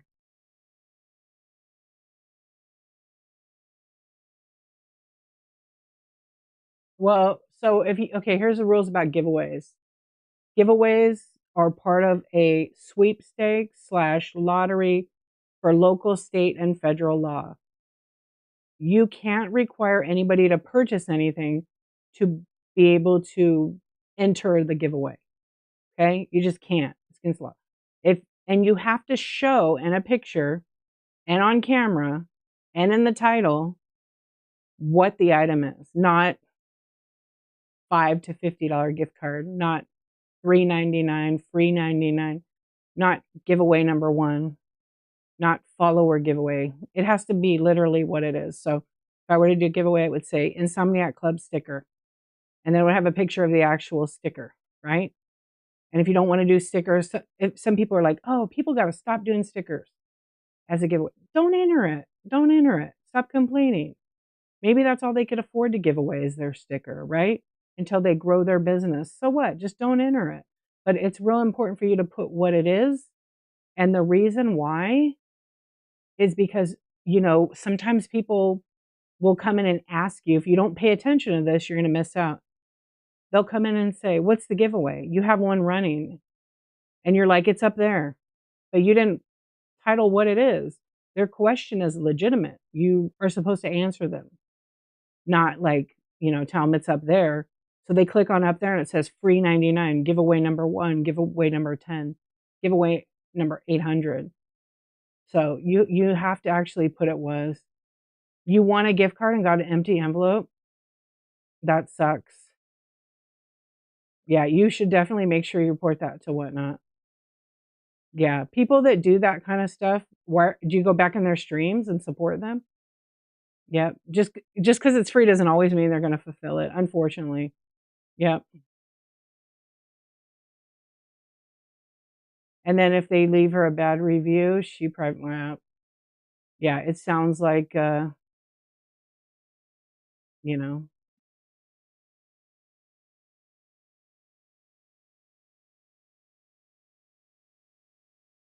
"Oh, is that you? You were trying to share" you were asking me a question earlier, uh, is it Rebra or like Rebra? 7th show? Yeah, so when somebody doesn't put what the giveaway is and you leave bad feedback, that's because you didn't tell the person what in the heck they were getting, and you have to tell them. So if they got stickers, right, and they're like, "These stickers suck," they're allowed to their opinion, and they're gonna leave you a bad review. So avoid that. Just put what it is or don't even do giveaways, you know?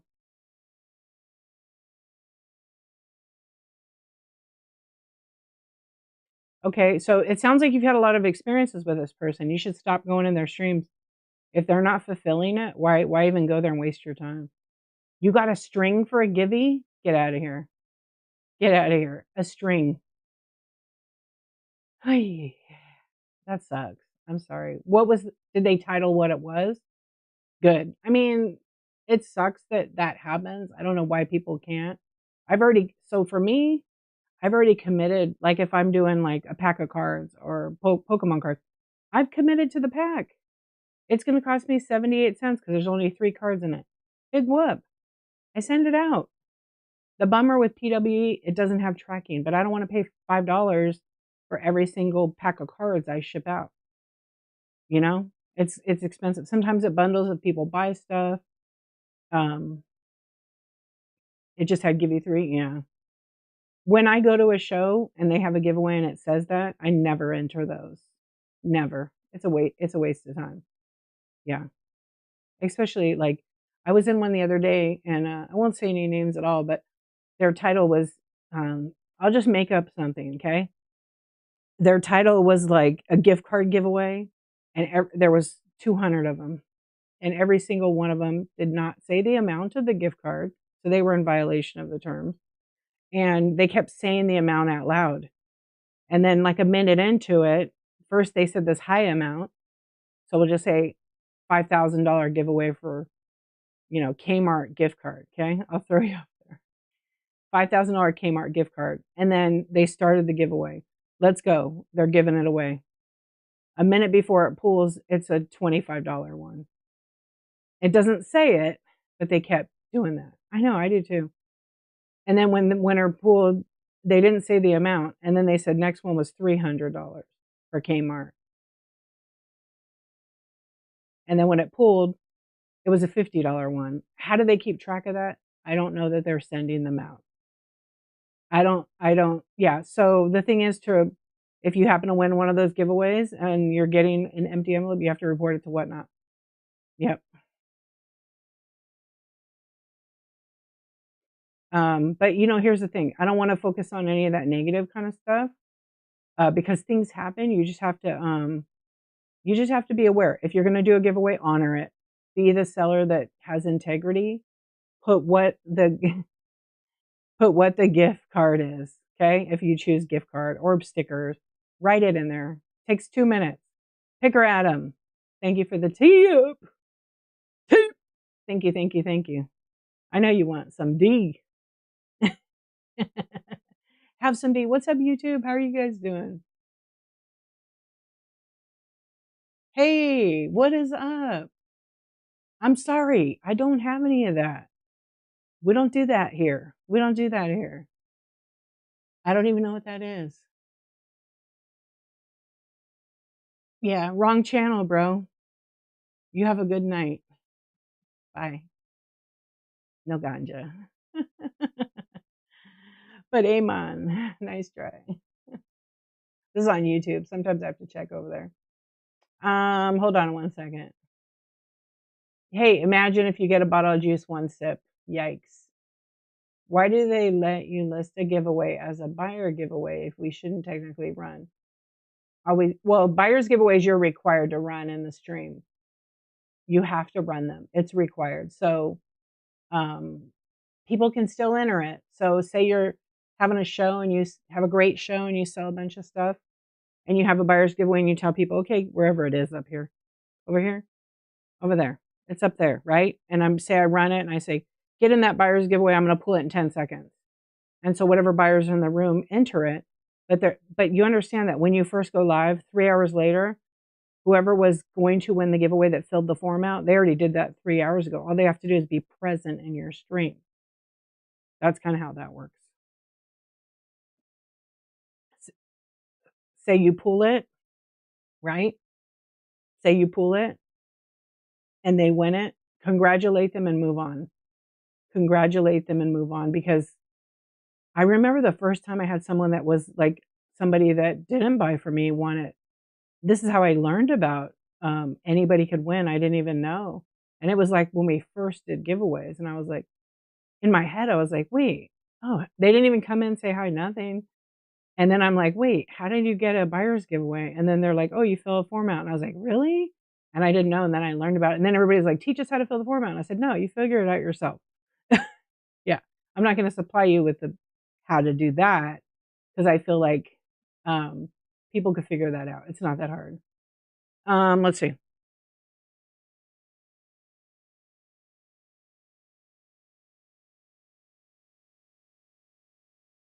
Oh, you're doing voice. Okay. I went back because I want to make sure I didn't miss anything.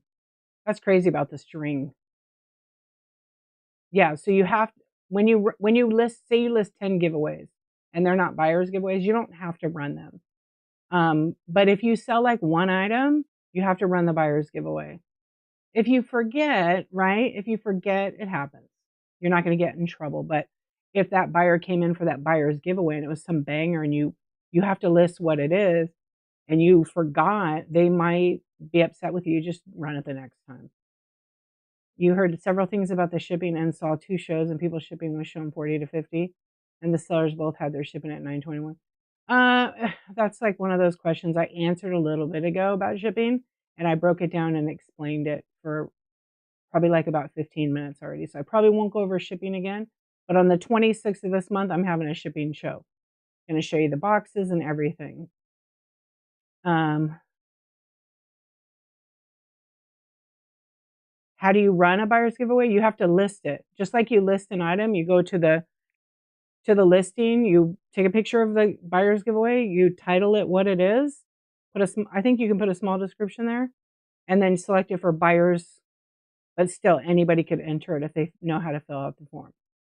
And that's it. It's just like listing an item. Okay.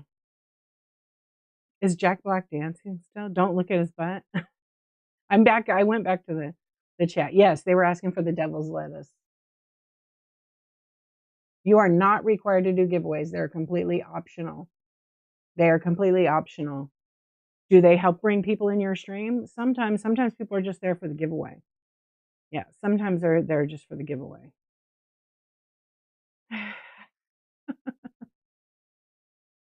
No way. How are you on 1%? Plug it in your car. 8th grade love letters to be Andy, we want to see those. Okay, I think I'm almost to the bottom. Red brick. You could still just do followers giveaways. That's fine. You don't have to do the buyers giveaways. Giveaways are not required at all. Any Hello Kitty stuff? I have a whole bunch in the Buy It Now. If you go to my Buy It Now and you search Hello Kitty, you'll find like 30, 40 items. Amber, giveaways are required. Amber's probably like, no more giveaways. I feel it. I feel like Amber's like, just do 4. No, I'm kidding. She's got your wallet help. Sounds like she's a boss. Sounds like she's a boss. Or a strawberry? It's strawberry. Oh, in the Bite Now I have a few. Actually, I just sold a bunch of Hello Kitty last night. She is the boss. That's right. You've been utilizing a coupon and doing a giveaway. I like the results. Yes. What's up, Jenny? How you doing? I like the coupons too. I've been tracking the same coupon I've used for a long time. You can check my Buy It Now, you guys. I haven't even promoted myself. I have over 925 items in my Buy It Now. That old kid, hello. And everything ranges from vintage decor all the way to toys, mini brands, Disney adorables. There's a lot of Disney stuff. Hello Kitty. You never know what the heck's in there. I don't know. There's like bike chains. I'm gonna add more coming soon. Yeah, I'm testing something. But I'm about done testing it. But anyway, if you see how I list, that works for me. But I've been doing this coupon. It's I Love Junk. And I've been tracking it. It's my most used coupon. It just lets me know like how many. So I think it was like, I actually don't know off the top of my head what it was. Like 600 people have applied it to their wallet, and I think 450 have used it. That's pretty good. And then I have like a return buyer coupon that has even more than that. So I'm always using it. I made stickers. Well, actually, I paid my friend Natural State of High, she's the OG sticker plug on Whatnot. And it actually started as kind of like a funny thing. I didn't know her, and then I was in my friend's show, and my friend had her make a sticker. And so if you need to get stickers, you're a seller, she can make them. And she does them on her thermal, and she whips them out good. And you don't have to get, like, say you don't have to buy like 1,000. Yeah, they're just like stickers that can go on your packages. So they're not like, some are waterproof, but they're not like permanent kind of thing, you know. But they work for what you need. Sometimes I feel like people get so focused on getting that giveaway, they miss the request in the chat. Sometimes I'm just like, there's giveaway running, get in on it. And people see that giveaway, so I don't have to tell them more than once. I might show it and say, I'm giving away this pack of Pokemon cards. It already is listed what it is, and then I can go continue what I'm doing. So sometimes I will like be running. I have a rule like, okay, I've given away a lot of giveaways, and back when I started, I gave away like vintage decor, fairy lamps, all kinds of different things, right? That stuff is all expensive. That was all easy £1 minimal. I paid for that. So buyer got free shipping up to £5. You know how many people bought in on that? A lot. And I don't do $1 starts. I sell for what I'm comfortable with the price going, and it's not low. And I'll stay doing that. She is the boss. Okay, let's see. I tagged them right there. Natural state of high. I don't know if she's here. I don't want to tag her a bunch of times. She's probably, well, she's a late nighter. She is the OG sticker plug, literally in vintage decor and all that. There's like lots of people that start popping up now and, trying to copy like what she's doing. I mean, there's room for everybody, but she has some really good stickers. And like I drew what I wanted and she literally made my sticker. Exactly my, I wanted a thank you sticker that I put a yellow one, 2-inch round. It looks like I wrote on it. It goes right on my packing list or in my box. Yeah, and it's really, really affordable. She's awesome too. She ships quick and sometimes she has free shipping on them. Sometimes it's like $4. Do it. Do it. Let's go. Let's do it. I'm doing one now, but I'm not calling it that. Yeah. How do you create coupons? You got to watch my video on YouTube. I have a whole walkthrough step by step. I have to update that video actually. It's on my list. Yeah, Bev, I have a video. It's called Seller Hub Marketing, I believe it is. And in the marketing section on Seller Hub on desktop is where you'll find it. It's maybe 20 minutes and it shows you how to do the coupon. The look of it has changed a little bit, so I'm probably going to make a new one. Yeah, same thing with plain white envelope, which is first class mail, known as PWE. I have a video on there. It's like a couple minutes. Hold on, Paul, okay. Would you mind sharing the best shipping settings on your opinion? You honestly, okay, because I already talked about shipping and I let you know, I don't really want to go over it again, but I'm just going to tell you this. Whatnot has default settings. If you're a new seller and you're using just regular items, use the Whatnot default shipping settings. Do not make a custom shipping profile. Use what they have in there. So if you list your item in vintage decor and what's up, Golden? And then that item is 4 to 7 ounces packaged up. Pick the shipping class, 4 to 7 ounces. Put all your information, list it. Okay. What'll happen is, say you have 50 items and they're all 4 to 7, 8 by 11. It will take and it will smart bundle all these weights together. So if something's 4 to 7 ounces, it's going to capture 7 ounces because 4, 5, 6, and 7 ships the same price. Obviously, depending where you ship it in the US, right? You with me so far? Oh, good. I want to make sure you're with me because I want to explain it like as simple as possible, but I spent so much time on it. That's why I won't go through it all over again. Okay, so if you do that, that's great. The only time you should add a custom shipping profile, because you're brand new, right? Have you had any shows? I know it's your husband's account, but have you had any shows? You've had 7 shows. Okay. So you're still new. You're still learning, right? Okay. Right. So that's just me. I've been shipping on it for like 20 years, but I've been on this app for, thank you for the hearts. Oh, it's Bev.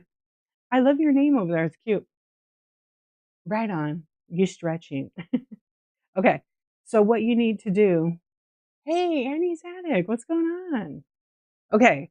So look, here's what my thing I don't like about the shipping class. When I say shipping class, I mean 1 to 3, 4 to 7, right? And so on all the way up. They got 1 pound, 1 to 2, 2 pounds, 2 to 3, I think it's 3 pounds. Or no, it might just be 1 to 2, 2 to 3. Then we get to this one, 3 to 4. Then we go to 4 to 6. I never use 4 to 6. I never, ever, ever use 4 to 6. I actually end up making custom shipping profiles. I've changed my business. I don't ship any of that super heavy stuff anymore. I don't use 4 to 6 because what if I have an item that's 5 pounds? I'm making the buyer pay for a whole other pound. I've asked Whatnot for a 5-pound one. They're like, nope. Nope. They do 4 to 6 for a reason. I guess it works out best, but That's when I make a custom shipping profile.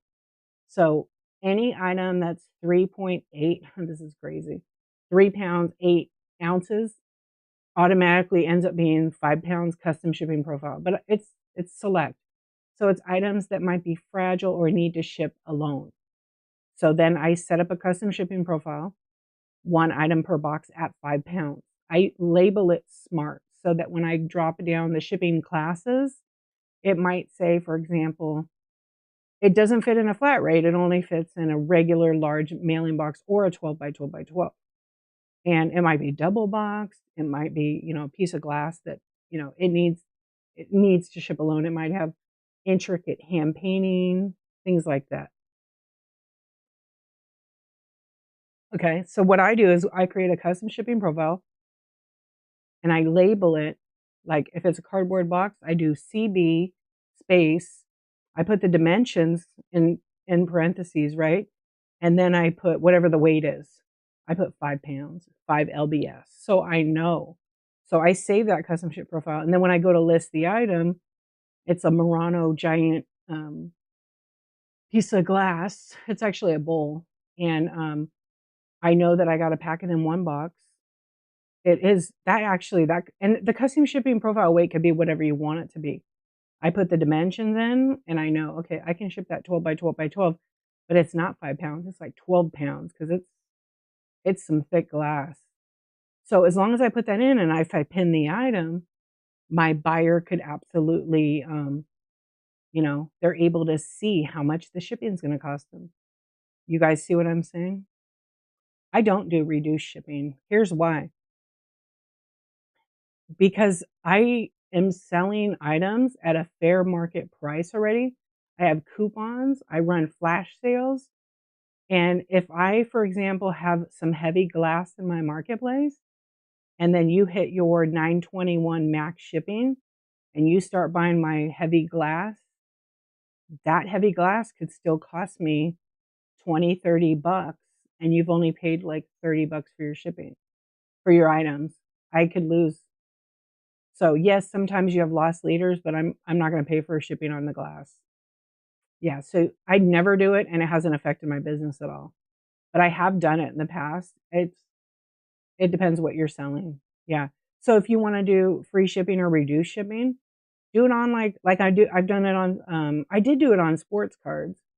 I still made a ton of money, but it paid for that shipping. So it's a personal thing. I say if you're brand new, don't do it. I don't care. I feel like a lot of people be like, "Oh, do reduce."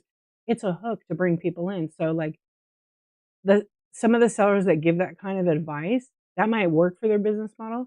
But here's the question I have. They've given them reduced shipping. They're eating shipping. Are they editing those shipping labels? Are they editing to what the box size is?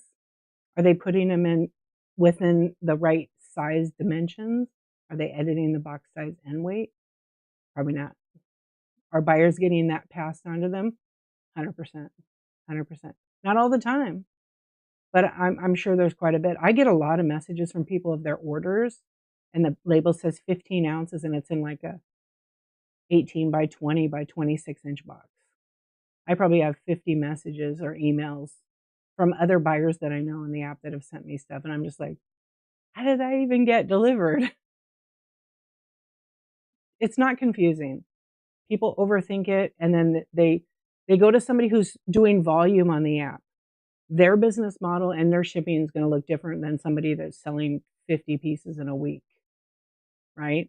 So don't compare, just get better. Learn how to do your business better, you know? And when a lot of sellers who do volume started out, they were doing it just like us. But that formula, they learned to do it a different way. Yep. And you can do it if you want to do it. You just got to make sure, like, some people do reduce shipping and they do dollar starts and they do fine. Some people do dollar starts. Like, I don't recommend it. But not used to recommend it. They do not anymore. They do not anymore. Yeah, my name is the same on YouTube, D_archivist. But shipping is actually the easiest thing on here. The rate is, there's nobody that has a rate like this. I think there's one company, but it specializes in clothing. But Whatnot really has went to bat for us to get this rate. It's really good. Yep. hold on. Yeah, so I don't do it because I'm already running the items at the price I'm comfortable with. But also what is part of it is I'm packing, wrapping, shipping. I'm using lots of materials to pack my stuff. That's in my price. Sometimes if I have it and someone says, "Hey, can you run that Fenton?" And they're seeing that price I have for that Fenton item, right? They've already reviewed it in my Buy It Now. So they could have bought it at regular. They're not expecting me to run it less, but I might run it 10 bucks less, 5 bucks less. It just depends, right? So if I got to pay for shipping, I can't do both those things too.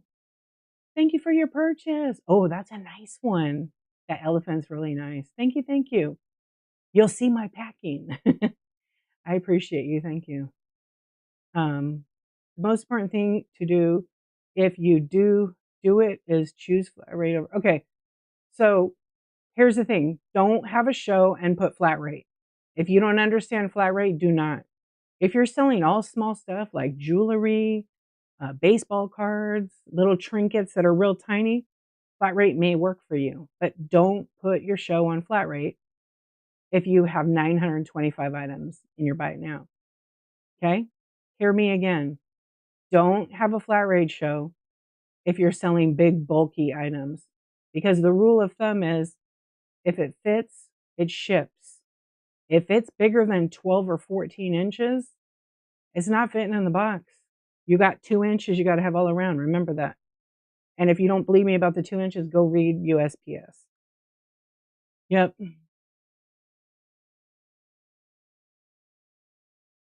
With better technology and shipping, the wrong labels are getting caught. Flipping treasures. You know it. And when you say the wrong label, she means the people that aren't actually doing it right. Benton is a glass brand. That's my daddy's name. No way, your family collects them? I actually have a second one somewhere. Yeah, I think my sister actually took the other one. This one I got an estate. Any package should survive. Yeah, exactly. Also, people don't think about this. And I'm going to go back into flat rate. Okay. You can have a show that's flat rate, but you got to make sure the item's going to fit in there. What if you sell 40 items to somebody? Okay. And everything with here, I'll just do it this way.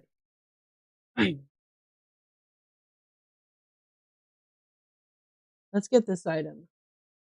Okay. Let's say I'm running a bunch of elephants. Here's your elephant, by the way. Okay. It was up on my shelf. So this will be shipping to you. So it's a pretty nice size, right? But say I'm only selling elephants this size. Okay. It is really beautiful and it has made in Brazil on its tummy. It's a little bit dark over here. Okay. It's in really good shape too, by the way. And it has that like, kind of like that little, I can't think of the name of it. It's on the tip of my tongue. Hey, thank you. Have a good night. Oh, that's what I knew it. I was going to ask you if you were, because a lot of people that collect things made in Brazil are from there or their heritage. So say I had a show and I was selling elephants like all this size and I ran everything at 5 bucks, let's just say, right? Which would be a steal. So I ran everything at 5 bucks. And then somebody decides to buy everything. Okay. And they buy 40 of these and I have a flat rate show and it puts all of them in one box. You think I could fit all 40 of them in one flat rate large box? I can't Frankenbox it. Mm-mm. I could convert it to a regular priority mail. However, I could probably only fit, maybe if I was lucky, if you're a good packer, you could probably fit 4, maybe 5. Every box over that, if I did reduced, I would have to pay $9.21 for each box. But if I had some shipping adjustments, that one buyer, I could use those shipping adjustments on those extra boxes. But what if all my orders did that and each person bought 20 items or 30 items a piece? I would be in a lot of trouble. I would be paying $9.21 for every box over the first box. So you have to be careful with that.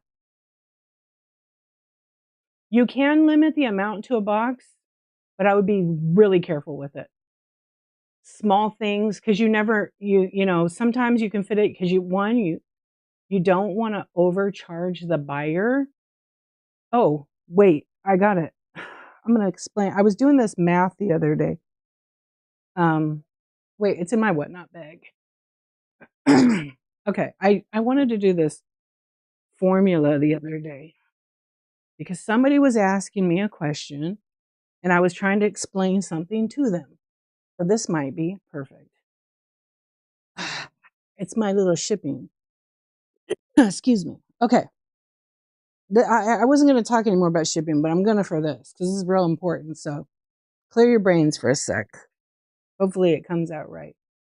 Yeah. So, okay.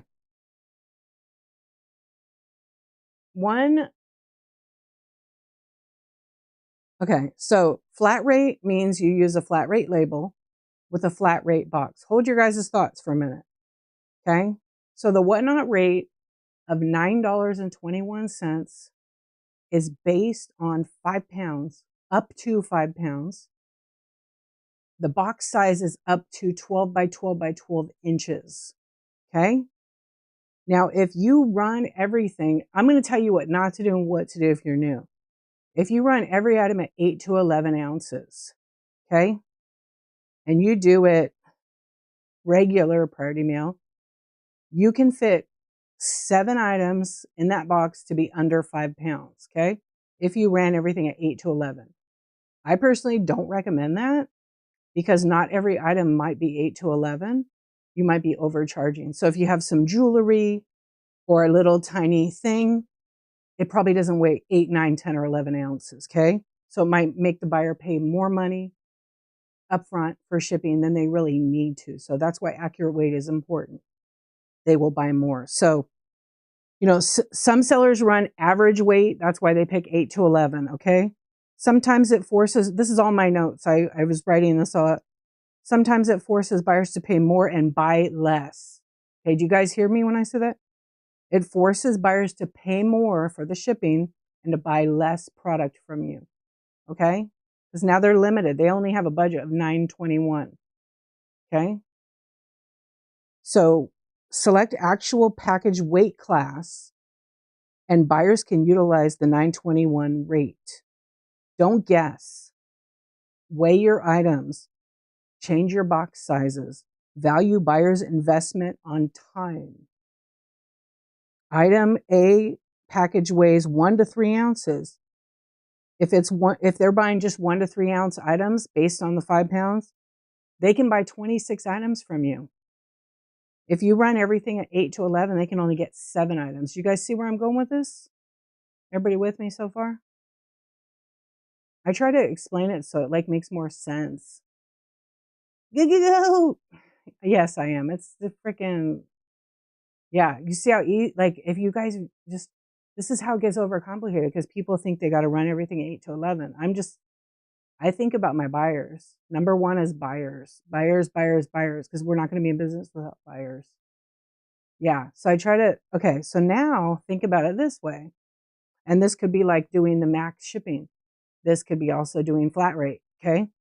So our flat rate is based on a box that is roughly 12 by 12.25 by 7.5 inches tall. That's not very big. Also, the priority mailbox is what, 12 by 12.25 by like 8.25? It's just a little bit taller. So flat rate, okay, if they, oh yeah, let me go back for a minute. If you run everything at 8 to 11 ounces and you run it at $1, think money. If you can only fit 7 items for that 5 pounds, you may be able to fit more. And say they all sell for $1, right? This is for new sellers. You made $7 in sales. Now deduct all your percentages. You probably paid the buyer to take it. Okay, because your cost of goods is probably higher than the dollar sale. So think about that too. Okay. If your 26 items, right, that were 1 to 3 ounces, not 8 to 11, sold for say $5 each, you could do the math right there to see how much you would make, right? What makes sense. Okay, so now with flat rate, we're going to bounce back over. So that was 80 ounces for the 5 pounds. 80 ounces is 5 pounds, or 16 ounces in a pound. On flat rate, we can put 70 pounds up to 70 pounds in one box. That's 1,050 ounces. The rule of thumb with flat rate, you can't Frankenbox it. You can't stack two boxes. You have to have it flat. Okay. That box, like I said, was 12 by 12.25 by 7.5 inches. And if you have older boxes, sometimes they're a little bigger. I think they're going to get shorter pretty soon. I wouldn't be surprised if they go down to 6 because I have my box a little bit older. So it has that 7.5 or 7.25. Okay. So say you have a show and you run everything at 8 to 11 ounces. And you have the archivist comes in your show and you're running everything at $1. You're running necklaces, bracelets, whatever. You're doing jewelry. Jewelry for flat rate is really great, by the way. And archivist bids on everything and it's $1. And she buys 95 items. Okay. So does that box fit all 95 items at 8 to 11 ounces? That's how many items I could fit in the box based on the weight of 70 pounds, right? But guess what? They don't fit. I can only fit 30 items. So what do? I have to unbundle and make a new box. And if I did that reduced shipping, I would have to pay for the next box if I didn't have any shipping adjustments left. Okay, you guys got that part? The biggest think and thought of it is this. Are my prices affording my business the ability to unbundle to another box and pay for the shipping? That's the big question, okay? See, I'm getting prepped. This is like a preview of my shipping show that I'm going to have on the 26th. Okay? I will be charged $9.21 if I unbundle. If the items do not fit in one box. If sales are at the profitable price, then it may be feasible. I may have to utilize one of my 5 free shipping adjustments or all shipping adjustments. That's just on one order. Yes, this would be on the back end, but the whole goal is to do it ahead of time.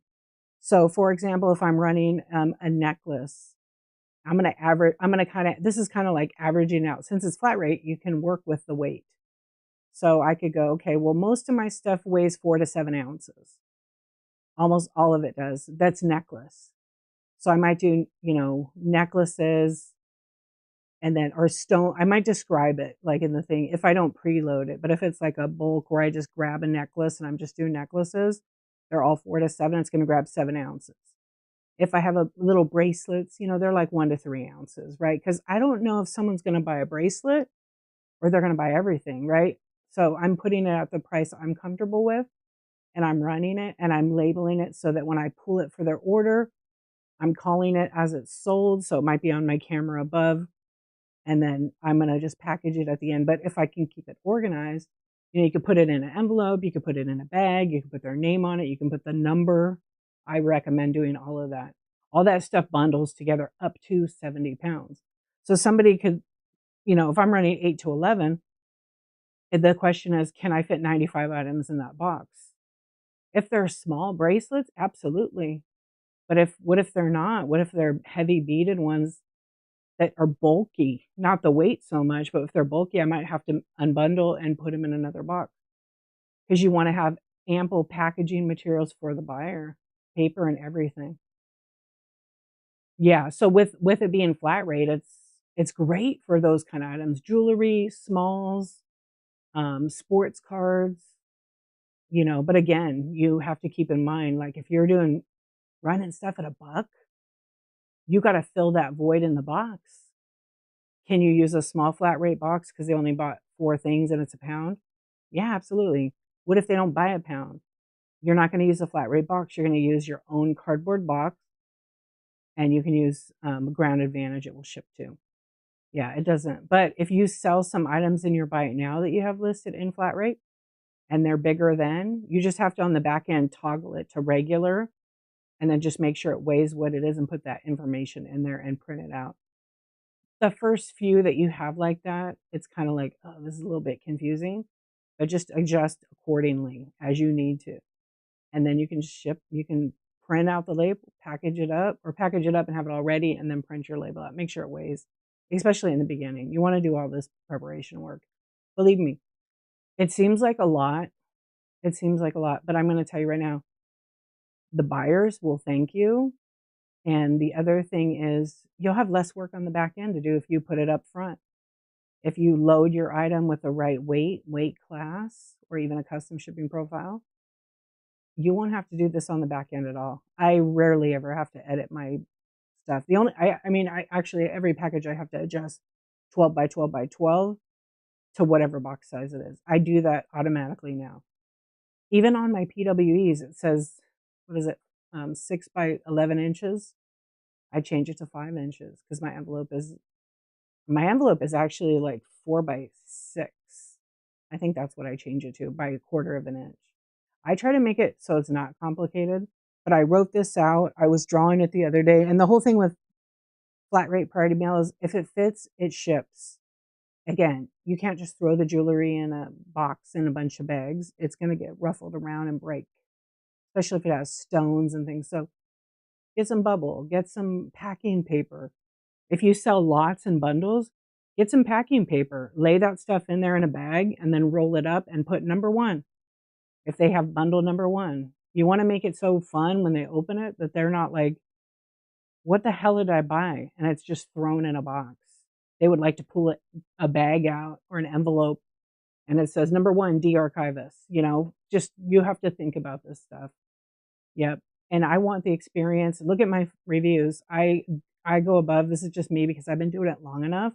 In the beginning, you recycle. You use all the things that you don't have, right? And then when you start making money, then you buy packaging. It's super important. But recycle as much as you can. Just don't use food boxes. Yeah, you want to definitely do that because I don't want it passed into the buyer. No, Annette. I actually am on here every Tuesday. I do a chat show called Coffee Talk and Tech Chat, and we talk all things whatnot. And that's at 9:23 a.m. Pacific time. I have shows scheduled all the way till, I don't know, I have like 200 shows scheduled. Yeah, I'm on every day, but I don't do everyday seller support. I do coaching. I do that. I don't push it a ton, but I do have that available. I'll pin it if you guys want to bookmark it. Actually, I don't even know if it's in my bio now right now. But if you want to bookmark it, you could read about it. I'm about to just update it because I'm going to add a couple of different ones. Oh, I guess I didn't have it in there. There it is. Yeah, I have this one. It's basically a 1 hour. And then basically I've used it to help people. You tell me what your needs are. You tell me your questions, write them all down. And when you come to the one-on-one, which is 1 hour, it always goes over, but I still try to stick to the 1 hour because I co-host you in. It's private, so it's just you and I. Whatnot's come into them many times. I send you something related to the business. Could be tape, it could be shipping stuff, it could be boxes. I'm actually doing kits now. So it'll probably be like like PWE and all this stuff and information. And sometimes I have a instruction sheet for like how to set up stuff. I'm working on a big brochure for a while now. Sometimes people want help with setting up OBS. Sometimes they just want to know how to do shipping and they don't want to ask me these questions in a show. They want to ask it one-on-one. So I usually do them Wednesday, Thursday, or Friday mornings. And then what I do is if someone buys it, I send them a message and I said, how are these dates for you? And I usually give you the following week. Sometimes it's the same week. It just depends. And then, like I said, bookmark it. Every once in a while, I'll run it on flash sale. And I only have a little bit available because I don't like have people buy it and then I can't provide the service, right? But I also ship you the product, which has been approved by Whatnot. I'm going to unpin it because it doesn't cover me up. That's fine. We'll leave it there. Yeah. So, people in the beginning when I was doing these Whatnot late night streams and daytime where I'm helping people, because I love Whatnot. I think it's an awesome opportunity. There's room for everybody here. It's such a wonderful community. You can almost sell anything here. Yeah. Do I sell classes on shipping? You know what?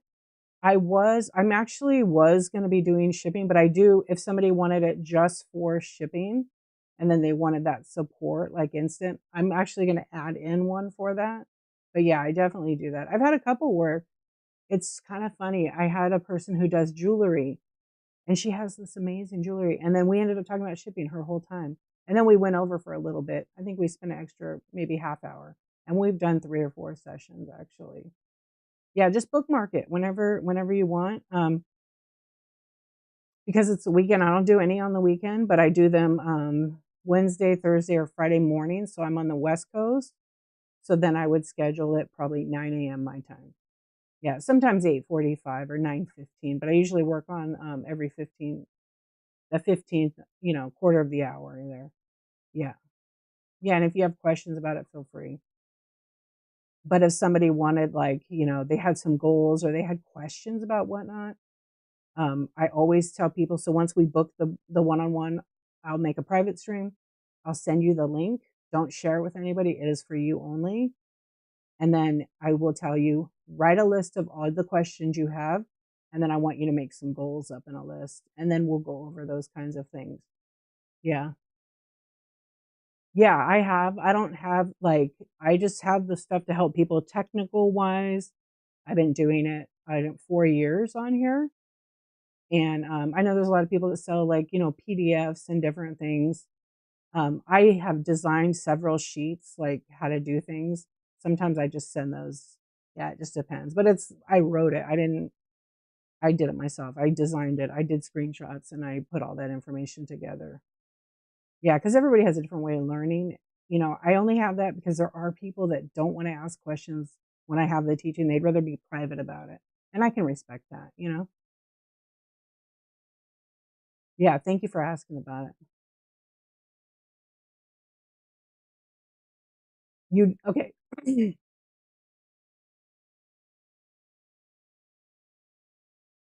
Here's the yeah, and Bev, respect, because I that's most of the people that I've worked with, they've told me the same thing. Yep. They learn a little bit differently, and that's okay because I can teach either way. Okay, the shipping. So with Whatnot, the default is this. Anything from zero is that is not a shipping weight, but 0 to 1, all the way up to 12 to 15 ounces, anything in that area is a default to ship ground advantage, means no priority mail packaging.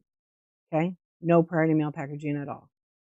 If it hits 1 pound, the default for Whatnot is priority mail. So 1 pound up to 5 pounds is priority mail. You can use the priority mail mailing boxes, not flat rate. Okay? No flat rate. I will slap you. I mean, I won't, but okay. Now, the default on Whatnot is when it's 5 pounds or more. So 5 pounds, 2 ounces or more, 1 pound, 5 pound, 1 ounce or more. It's ground advantage as the default. Okay. This is already set up for you. You don't have to do anything.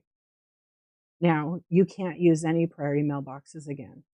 You have to use Whatnots. You have the option to turn over 5 pounds to flat rate. Don't do that. Don't do that if you have priority mail in the first one. It will screw you over. Okay. It just will. I've tested it. Okay. If you put it on priority mail and priority mail, that's okay. That means you get to use the priority mail boxes for over 5 pounds or under 5 pounds.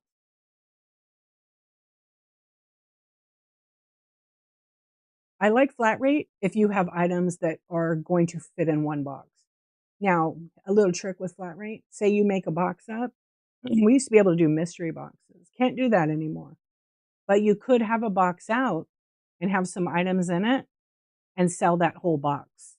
And that would be a custom shipping profile. One item per box, you're selling that whole box. I wouldn't call it mystery. I would call it like home decor. And then I would show it and have a picture of it with all the stuff in it.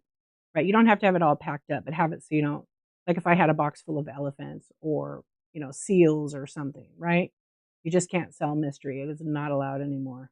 It was so much fun, let me tell you. Oh, that match offer. I know. That's okay. You're not ready. You know what I recommend, Annette, is when you're wanting to be ready, like what do you want to sell? Attic. Sounds like antiques or vintage to me. Like selling trays. Oh gosh, those printer trays. Yeah, you know damn well at 921 there's no way they're shipping 28-inch printer trays. 28 by what? 2 inches? Not happening. Those are like $70 to ship. Yeah, those labels weren't getting changed. Nope. Nope. Now, some people I know I've seen, like the Hodgepodge place, she ships some of those. She changed the label. She changes the box size too. Yeah. Oh, so you do like a cleanup, right? So anything and everything. Yeah. So you could technically like make one of those boxes, but you could just run whatever. You just To me, I feel like Whatnot isn't ideal for big, bulky stuff. It's just not. If you it is on this sense, you create a custom shipping profile for that item and you ship it by itself. And you let the buyer know up front and you make a custom shipping profile with dimensions and with the weight. Okay. That's the only way I think that stuff honestly with integrity works. It's like I have these gigantic food dogs. They're like 12 inches. They're big. They're beautiful. They have to be packaged separate.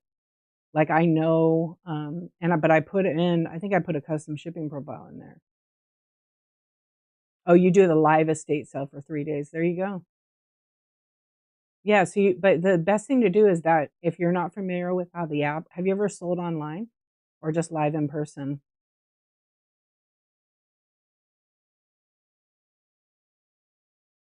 Because if you've never sold ever, you want to start not at an estate sale. I mean, you could just go for it.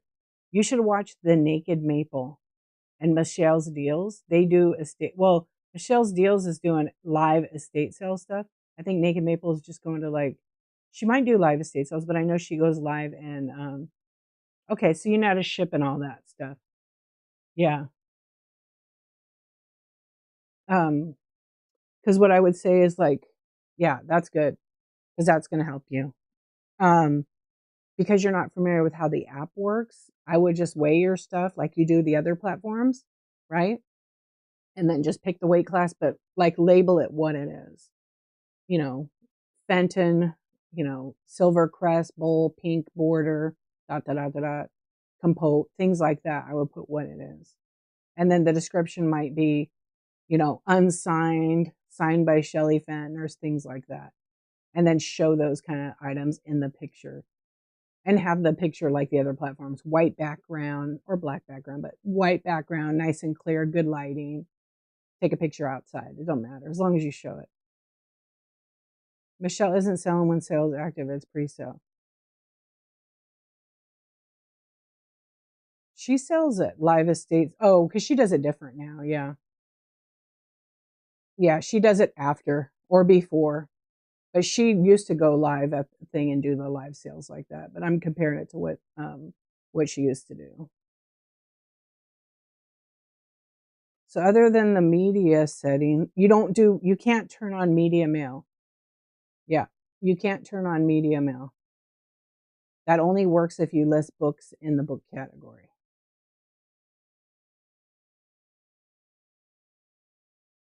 Yeah. So if you have, here's the thing, because you're jumping to like another category, so I want to make sure you understand this one first. If you sell books, you list them in the book category. That will be media mail. They fixed it now so you can sell other things, but you have to be careful with what you put in media mail. There's very strict guidelines for, you know, um, mailing things via media mail.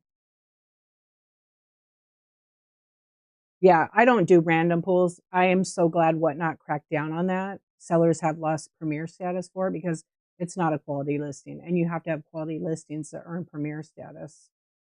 Yep. I mean, people work their butt off, I know, but I mean, so do a lot of people that don't do volume, and that's one of the criterias. So they'll just find another set of work. Item as shown. They're gonna just do that. And Whatnot will figure it out. Yeah. Yes, I do. Yeah. I treat it like every platform. So when it sells, it pulls it off here. Sometimes I don't. Sometimes I have auctions and I pull it out and I list it in the auction tab. So I know which one to run next. because when I've done that, especially vintage decor loves preloaded. So if I put 20 items in my auction tab and I come on and I say, okay, everybody, I'm running some vintage Otagiri and made in Japan items tonight. I have 24 items I'm bringing to you. I'm going to flip my camera and I'm going to run those items. If you have any questions, let me know, but I'm only running these items tonight. If you want to shop my bin, go search vintage decor, home decor, glass, toys. I have over 900 items in, things like that you could do in your stream. Yeah, so I've been doing that. It's been working for me because when I'm not live, here's the thing. Do you want your business just to work when you're live or do you want it to work when you're not live? So you go do your life, go to sleep, wake up, and you got 20 orders waiting for you, right? Random pools. No one's buying your random pools when you're not live. Yeah, you have to actually list it. Also, Whatnot just had a seller summit in Austin, Texas. I did go to that and they were talking about 20 million new users downloaded the Whatnot app. 20 million. Okay. Of the 20 million, 91%, 91% do not trust random pools. 91% do not trust random pools. Their purchases weren't made on random pools. Their purchases were made on listed items. And that came from Whatnot. Is that crazy? And people are like, yeah, I don't think so. I'll show you. I've got proof. Because I couldn't believe that number, but I've been waiting for that. Let's see. I'll look at my picture here because I didn't take a lot of pictures of that slideshow. I really would like a copy of it because it had such good information. But I have so many damn pictures in here. Yeah, 91% of new buyers from that 20 million do not trust random pools. Makes sense to me. Is all of this on the app? What do you mean? My listings? No, this data is not on the app. Yeah, it's from Whatnot, the chief product officer. Oh, what is random pools? It's when people don't take the time and list what the item is and they just type random pool. Yeah. Your 30-year-old son only learned Whatnot to help you? Yeah. It's basically, yeah, it's not describing the item like they should. It's required on the terms, but people don't read the terms. I've been preaching this for 4 years or more. Tony! Okay, there you go. We did the numbers and pre-listed items sell for 30% more. Yeah, I knew you might pop in. How you doing? 30% more. I'm telling you, vintage, when it's preloaded, it just does better. Yep. As long as you don't have like 2,000 items in your auction. You had random pools in the beginning of my shows, then I do my listed. I list about 200 to 300 of my buyers. Yeah, they do. They do, especially if people find you. Like, you know how many people are on this app, you guys? There was just 20 million new people that downloaded the app. 20 million. And they haven't found you yet because you're not listing. It's been in the terms since the beginning. Like, I've always read the terms and dissected them, and I'm like, oh, why haven't anybody listed? And I'm not kidding you. Tons of people did not list back then. A handful did, because I'm in vintage back then. They weren't listing. Everybody was doing random, and I hate random. I won't buy random. Now I like unboxings. There's random, but usually they'll be like, oh, it's vintage. And it so helps with shipping, yeah. Because a lot of times, okay, it might be a shock to some of you, but a lot of times the randoms, they're staged. They know what they're pulling out of that box. At least half of the time. They know what they've got in the box. Yeah. Yeah. Random pools work once you have an estimate. Yep. And once you build trust with the buyers. How much time? It depends what I'm listing. Not very much because I'm a fast lister. I do like 100, 200 items maybe in an hour. I'm pretty quick. I have a system down that just works for me. Yeah. The thing that takes the most time is taking pictures. Taking pictures is the worst because you have all these various items, big, bold. Yeah, and I type over 100. I think I type probably 120 words a minute. Yeah, it's pretty fast. And if it has a barcode on it, I can scan it with it. It's faster. Yep. So if I say I have a bunch of Funko Pops, I don't sell the big size ones, but the little ones don't have barcodes. I could scan tons of them and it puts the info in. And when an item is brand spanking new in the box, never used, never opened, nothing, I can actually use their photo because it's a brand new item. That is allowed in the terms. But if it's an open box, it's been used, I have to actually take a physical product of that actual item. You're not allowed to scan the barcode and use their, stock image because it's used. The CSV, yeah, I have used that, but I don't use that. That's why I made that video. I basically list one item.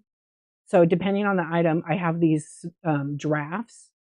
So on the Seller Hub, on a Google browser, I go into the Seller Hub, I go to inventory, and in inventory, I create a product. And then when I create the product, I basically put in there the title. So whatever my title is, and I put a number with it.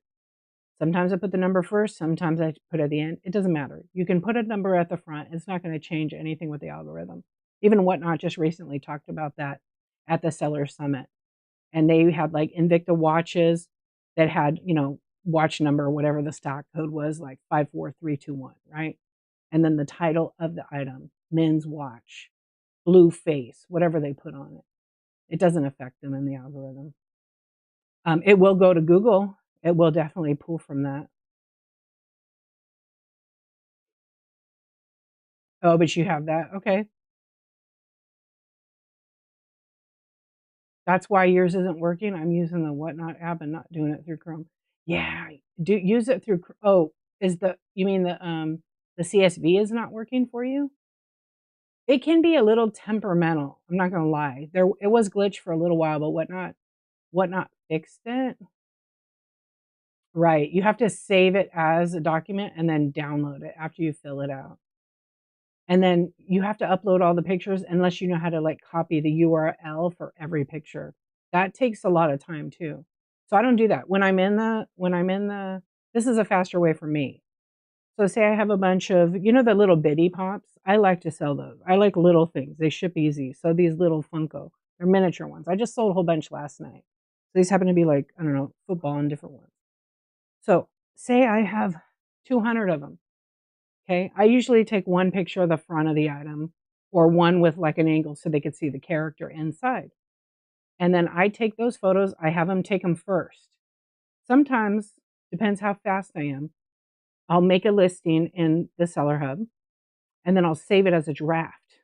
Okay. So it might be, I don't even know what the code is I use. I do like, um, maybe it's F, like for Funko.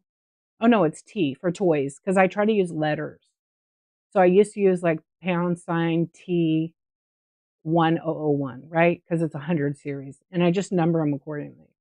And then the title follows right in that same line space, and it'll be, Patrick Mahomes number, whatever it is with the biddy, and then I'll put Funko Biddy Pop Mini, and then the description is going to say 1.25 inches tall, period, brand new, period, open box, whatever, right? Because they're open package. And then I'll take that and I'll put the price. The weight will be 1 to 3 ounces because I can ship that 1 to 3 ounces in a bubble mailer. It's fine. When they buy 2, it goes in a small box, 6 by 4 by 3. I think it's 3. It might be 2. And then when I do that, I make one draft. So now I have that item. The price, depending on the item, it could be a chase, like a special. So maybe like I have a couple of chases that are like $45, $60. So the price is what the price is. And then I duplicate the listing. And then I probably duplicate like 20 times the listing, right? Usually I do 5 at a time. And now, because I'm on the computer, I split my window with two of those browsers. One of them is the Seller Hub, and the other is my photo album with all these pictures I took. And I drop them over and make a new listing. I just change the title, the number, the price if I need it, and that's it. And then I duplicate it. So then once I duplicate that one, it might be, right, like I said, T1001 or 101. Now I just got to change the to and then change what the title is. It's quick. And when you're going through this, to me, that's faster than the CSV because I can just drop the images in. I've already taken the images ahead of time. I've figured out how to work like smarter with it. Thank you for your purchase. You're going to get one of the stickers. You can rewatch this as well for up to 60 days. Yeah, you'll get my Insomniac Club sticker. There, if you swipe, you'll see the sticker there. It's like a bunch of doll body parts. Yeah, so I like the CSV. It doesn't take very long once you figure it out. It's just you can kind of mess it up. But I like this way better. I don't like to list on the phone, to be honest. But I will tell you the Whatnot app is optimized for the phone. So it works best on a cell phone. But I have an iPad. Well, it's going to be a little bit different on the iPad than it is on the actual app on the phone. The phone is the best place. Whether you have, like I'm logged into on an Android because Android has this other thing. I'm going to run something. I want to just test something out. Don't bid because it's just a quick test. This is just, I want to see something on here. I don't know if it's going to work. I want to try something. Yeah, it does not duplicate on an iPhone in the app, but Android 16 does duplicate. Android 14, I do not have a duplicate feature. Unless it's in here. No, it's not in there. But you see how I titled this one? Instead of calling it random pool, this is how you work smarter, not harder. Look at the title of this item. This is basically a random pool of a Funko Bitty Pop. And then it says 1. And then it says mini, size is 1.25 inches tall. As shown on live, refer to video receipt. So when I run it in an auction, right? Oh, I got my keyboard over here. I forgot I moved all this stuff. And the elephant. Oh, and I have the glare of that. Right? There's the item. So I had it above me, but I moved my screen up. People are seeing this on camera. So when a winner picks it and they bid on it, I would say, congratulations, dear archivist. You got the Funko number 1. It's Oogie Boogie. That's coming to you. Thank you for your purchase. Item number 1. I'm constantly calling out, saying what the item is, saying who the winner is, so that if I make a mistake, I can listen to my video receipt. I do not have to watch it again. I do not have to watch it again. I can just listen. What if I go through the whole thing and I've got 5 extra bitty pops at the end? And I'm like, oh my gosh, who in the hell gets these? And then I go back and I got to go through every one. What's really cool, why I do multicast to YouTube when I'm doing selling, and I can see the bids. I can't see who did it, but I can see the bids. So, and I know how far into it on the video receipt. Yeah, there's no timestamp, but you can figure it out. But you get the idea with that kind of item. Yeah, I turn it off because we're not doing any of that right now. But I wanted to really test something when I ran it. But I don't see how that arrow works now. Oh, okay. I'm just testing. Don't bid right now. I want to see what this does. Is it running? Picker Adam, that is the best. I'm testing it. See, you learn something new every day. You learn something new every day. I'm going to get rid of my Apple now. Oh my gosh. Now I want to know if it does it on here. I get excited about tech stuff. See, even the nerdy people can't know everything. Okay, I'm going to have to play with that. I want to know if it's on Apple too. I don't think I'm logged into. See, there's an error. Instead of clicking in 3 places, if you have an Android and you're logged into whatnot.com on the browser, I'm using Google Chrome on an Android phone.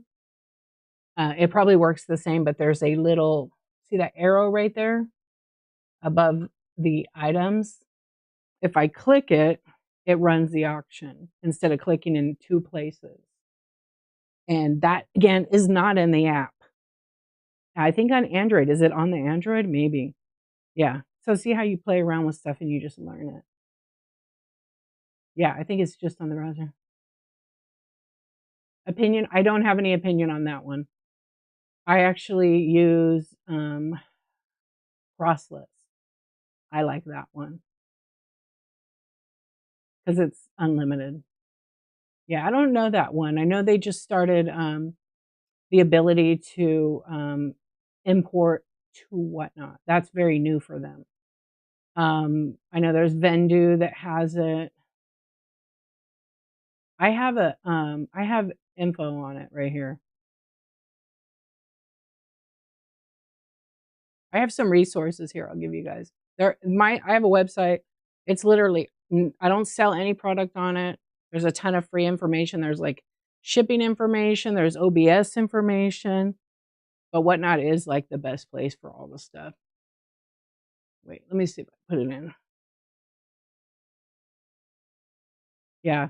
So there you can see I have information on that. But I like that one. I like that one personally. I have used Vendoo. They do give you a free account with like up to 5 listings, I think it is per month. They were the first one. Whatnot actually has a program right now with Vendoo, and I think it's still in effect. If you use a coupon code Whatnot50, you get 50% off for I think 6 months. That's a pretty good offer. What's up, Diane? How you doing? Yeah, you have to, yeah, don't print the shipping labels with the app. Don't. Don't do it. The only time I ever use the app to print a shipping label is when I have already like, I have a custom shipping thing on it, but it makes no sense for me to even use it because I can't edit the shipping dimensions at all. You can't edit shipping dimensions on the app, like, itself. You have to use the, Seller Hub for that, and I recommend everybody do that. 'Cause, you know, you don't want your buyer to have to pay for your shipping mistakes. And also, what if you print a label on your phone and then you went, "Oh my gosh, I need a bigger box." Now you just lost a shipping adjustment when you could have adjusted that ahead of time. You probably will lose a shipping adjustment if you have to make it bigger, but say you make it smaller, and then when you go to ship it, you need even a bigger one. You're super welcome. Yeah, I don't know. I'm not familiar with that one. There's a lot it's there you know, you guys know this. There are so many companies making the product that you need, whether it be like AI, faster listing, right? The best video editing in 2 steps, automatic label generation. They just want your money for their product. You just have to determine if that product's worth your money, right? And maybe it is. There's so many free apps out there that do some of these things. You just have to find what you wanna pay for. Some things are just worth it. Some things are just worth it. Like Crossless to me is worth it. It's expensive, but I just do it once a year. Yeah. I need like a developer. I would love to make a, well, I already made my own app, but it just glitches too much, so I'm just done making it, but it's for listing just to Whatnot, that's it. Make it easy. Just take a picture, upload it, boom. Yeah, personally, when you edit the shipping label, you could use your tablet. You just have to log into whatnot.com, not the browser not the app, but the like Google Chrome. Yeah, get Google Chrome, it works best with Whatnot. And then just, you know, go in there like to print the label, but hit the pencil and edit first. So say for example, your box isn't 12 by 12 by 12, but it's, you know, 10 by 10 by 10. You wanna change that. And maybe it weighs 4 pounds, not 5 pounds. You know, maybe they bought 2 pounds worth of stuff, but by the time you package everything up, it's 4 pounds. So you wanna edit that every time, every time. And then people that will say, "Oh, you don't need to change it, just ship it, don't even weigh it." Don't listen. If you hear sellers saying that, they're not giving you the right advice. Yep, they are not. They're gonna cost you money. Yep. And, don't feel like you have to run things at a buck. Some people do really well with that, but they also lost a lot of money in the beginning. So if that's your prerogative, you could do it. Just figure it out. But you can't do both. You can't give them that discounted shipping, that max shipping, and a dollar off because you probably will lose a lot. Yeah, you just gotta figure out what works best for your business model. And if you're new, don't compare yourself. to like other sellers on here doing their thing because that's worked for them for such a long time, right? And that's fine. But just remember, like, you're new at this. Find sellers that are doing like your style, your type of item, and go watch their shows. Maybe even engage with them, right? They might be struggling. Maybe you can help each other out. I mean, that's kind of how you build community, right? And it's, guess what? It's free. It's free. Building community is free. Yep. And never expect, like, you can't expect, like, people will, you can't expect people to come to your shows, but give them a reason to come and stay. Give them a reason to come and stay. Like, do you have a positive show? Are your shows like mean or some people like that kind of thing, like where people are chewing each other out, ripping jokes and stuff like that. Like some people like that. That entertainment it factor means something different for everybody. It was so different, huh? Flipping treasures. It was so different in 2020. Is that when you started January 23? I started in October of 21, but I was not a buyer or a seller with my account. I didn't sign up for Whatnot until February of 22. And then I was like, I'm not selling there. Who the hell wants me on camera? I wasn't interested at all, but I did like Pokemon streams. I love the card streams. Those were like my favorites. And then all I would see was Funko Pop galore on Whatnot. There was so many in card. I mean, I still see a lot of card streams, but there was even more. And then I just went straight into vintage decor because that's what I was selling. And our shipping, we had our. I have no idea. I have no idea. I think she left.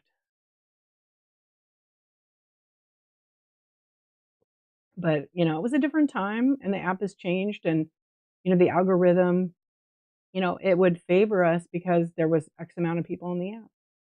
And now that there's so many people, the algorithm rewards you and gives you okay, hear me out on this one because the algorithm, nobody knows the answer to that except Whatnot, how it works. It works in various ways. But the algorithm is going to give you the type of buyer that's looking for you. Are you ready for them when they come? Are you using keywords? Are you listing your stuff? How do you think people find you?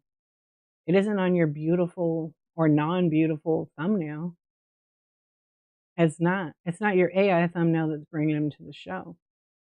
It's your consistency. It's your bookmarks. It's not your tap in the hearts on the screen.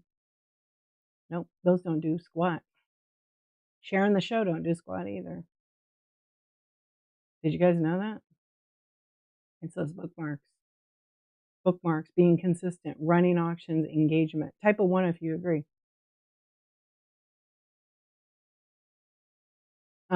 Listen to what she's saying. I did and sold out of my pit. You did sell out? Oh yay. I'm telling you, you guys, this is all by learning. This is all by learning. Why do you think I scheduled? Oh, you know what else helps? Some people say, oh, schedule 2 shows. No way, schedule a whole bunch. But just make sure you keep them. Like, pick a consistent time to go live. Sometimes Whatnot will tell you what's trending on the app. Make sure your stuff's listed. If you have it listed as shown, or what is that? What is one I just saw recently that people use? Item shown, item number. Mm-mm. People might be coming in, might not.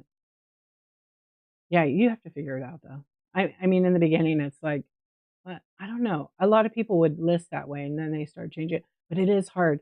If I took a break today for like 2 weeks, I'll tell you guys something. It'll be like starting over because the algorithm hadn't seen me. They don't know my patterns or my habits or my buyers' habits and in the chat. So it's a start over and it's hard because I did take a break. I had to take a break in 2020, February of 2024, about that time. I had to take a little bit of a break and it was like starting over. I was having a ton of people in my stream and I was selling a ton of stuff. And then all of a sudden, I had like 3 or 4 people in my stream. But because I became consistent like crazy, it went up like that. And then I was selling a lot of stuff because I was running mostly auctions of that. Yeah. You sold all the Star Wars pins and all the sellers were jealous asking how you did it. You just keep running because you ran all the auctions, right? Yep, I'm telling you. You don't even have to have great items, you just have to have show them on camera, explain what they are, and run them at auction. The buyers are gonna swipe if they want it. Then the rest of it you have to do though, because it wasn't just on that bed, it was that you shipped it, you wrapped it, you packed it, you shipped it in a timely manner. You took pride in of your business and handled it. You could do that flipping treasures. Yeah, you could do whatever. You could do a Monday, Wednesday, Friday show. You could, like, do whatever works for your schedule and figure out what time, you know? Sometimes people are so nervous about going live when the big shows are up. I challenge you to go live when those shows are on. That's the best time is now to go live, anytime you think about it. But really, truthfully, go live when those big shows are on. Schedule it. If there's shows at 11:30, go 11:35, go live.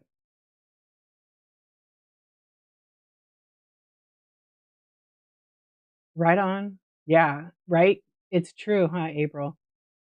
Yep. I've always gone live at 10:23, whether it be AM or PM, unless it's my coffee talk, I do 9:23, and sometimes in summer I do 7:23, and um, that show that stream for seller support has been since January of 2023, but technically I did seller support when I started because I was helping other people at that time for free, for literally for free. Whatnot doesn't pay me.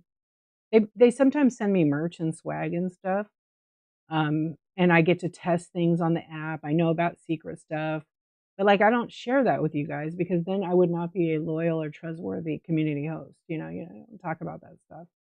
But I tell you what, the future is really amazing with Whatnot. I've watched them change this app.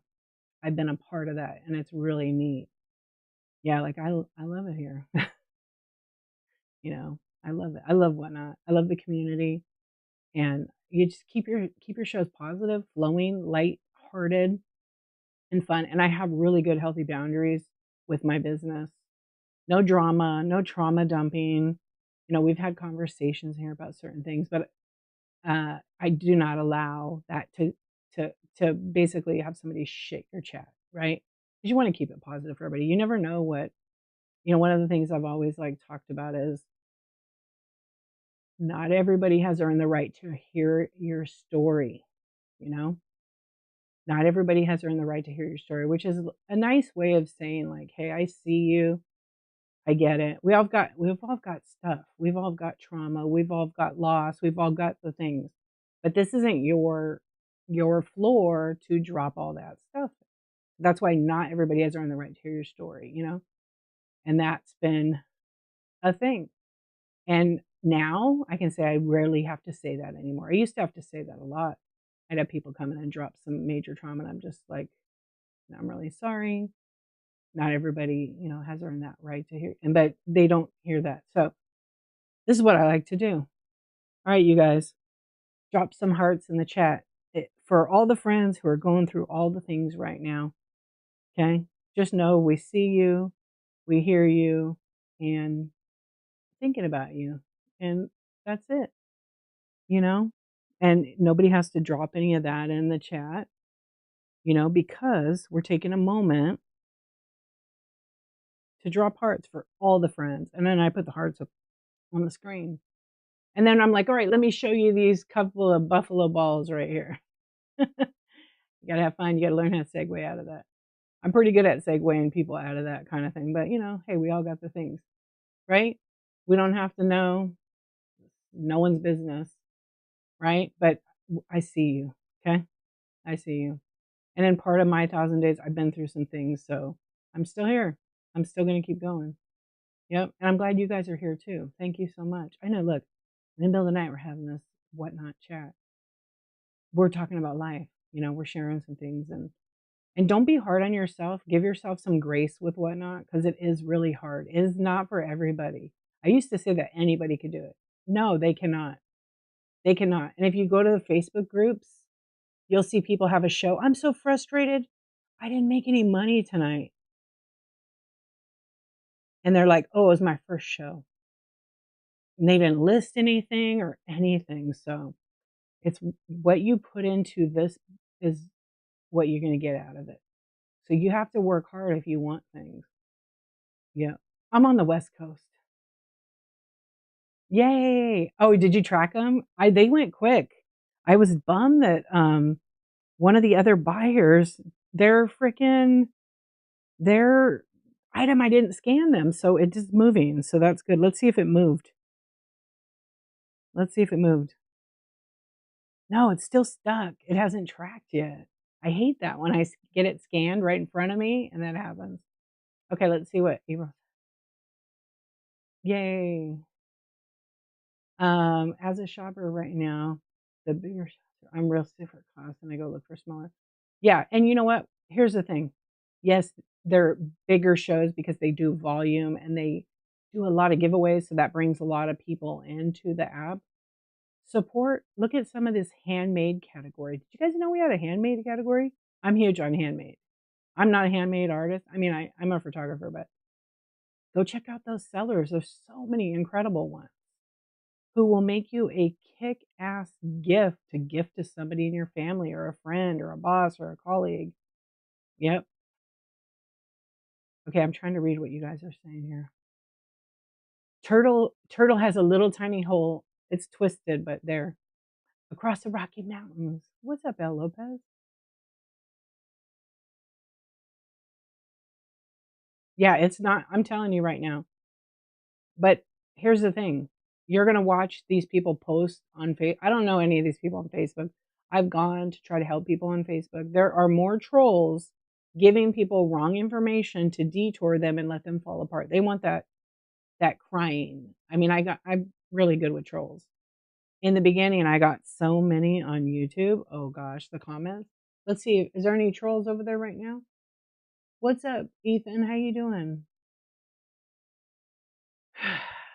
You really want to know my opinion on that? Call a doctor. Seriously. Yeah. I'm not commenting on that. This is to YouTube. Yeah. Oh, I'm sorry you had a bad parent. Yeah. Okay. YouTube's good now. Sometimes you have to put people in timeout. I wish you could put a timeout timer in there on YouTube. Yeah. You love handmade? There's so many incredible. You're welcome. Heather, thank you. Yeah, and look, you guys probably made some other friends in here, follow everybody. But I'm telling you, when I see the comments on there and people give up so easy, but they don't understand Whatnot is not a get rich quick selling platform. None of them are. None of them are. They're all great ones. There's all so many great ones. There's so many now, right? But you have to put in the work. You have to put in the work with anything, right? With anything, you have to put in the work. It's not gonna it's requires lots of work. And the biggest thing I can say is always run your auctions. Yeah, and people can choose what they wanna do. Some people have no patience. I've had shows where I made nothing, but I'm not in it for, like, the 1,000 sales. I didn't have the intent to join this app to sell here just to get 1,000. I never even cared about 1,000. I've sold well over that. I think inside my account says 8,000, but on my profile it's like 6,000 something, I think. But because when I was in the beginning, I did so many bundles, it's well over 20, probably 22,000. Yeah.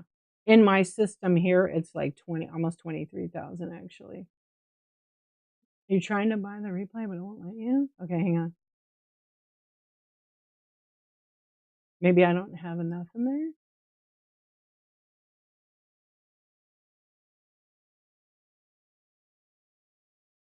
Oh, let me fix that.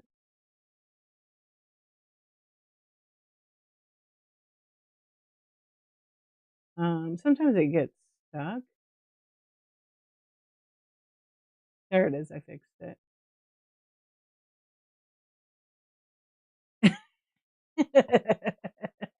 I want my trash. Where's my trash? Bring my trash. You gonna mail me my trash? You better mail me my trash. You better mail it. I'm waiting. It's a joke. I'm only kidding. What's up, Jamie? I want my trash. Yeah. So, it's whatever you want to put into it, right? Expect nothing in return. Just do it, build your business, keep going, keep going. There's so many resources, but Whatnot, help.whatnot.com, look up prohibited, make sure you're not selling anything against the rules. I'm pretty much a rule follower. If someone has a question and they're like stuck on something and they want to DM me, I don't do support through messages, but I will do my best to help you and find the answer. If I don't know the answer, I'm going to find it. But I know a lot about all the Whatnot rules, but you can't know everything.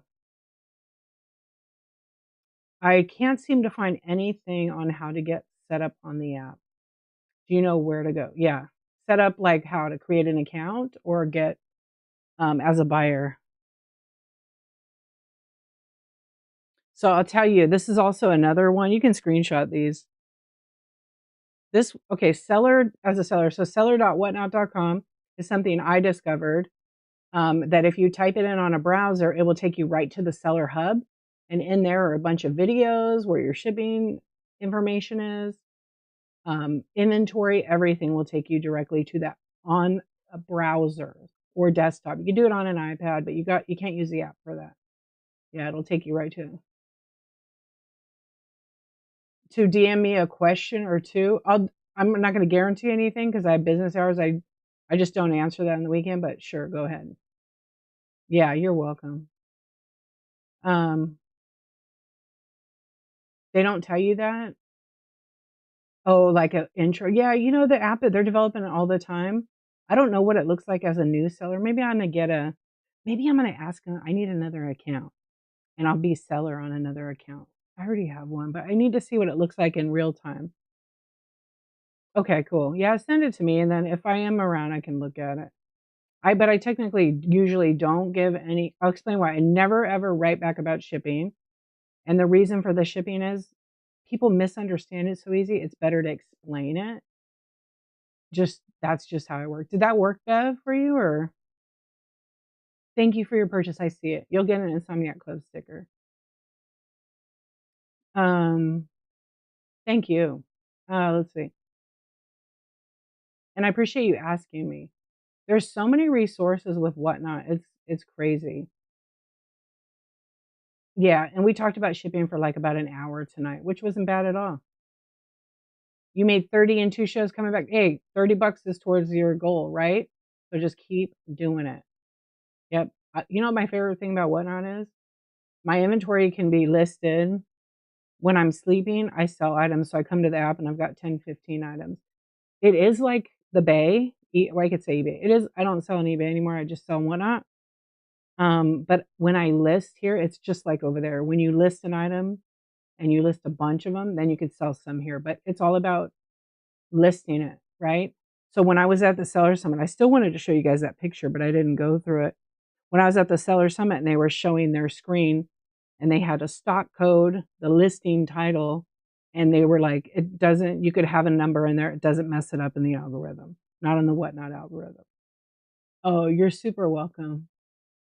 Yeah, but I have the picture where they talked about that 91%. The 91%. I got to pull it up because I have a lot of pictures. When was that? April 25th, right?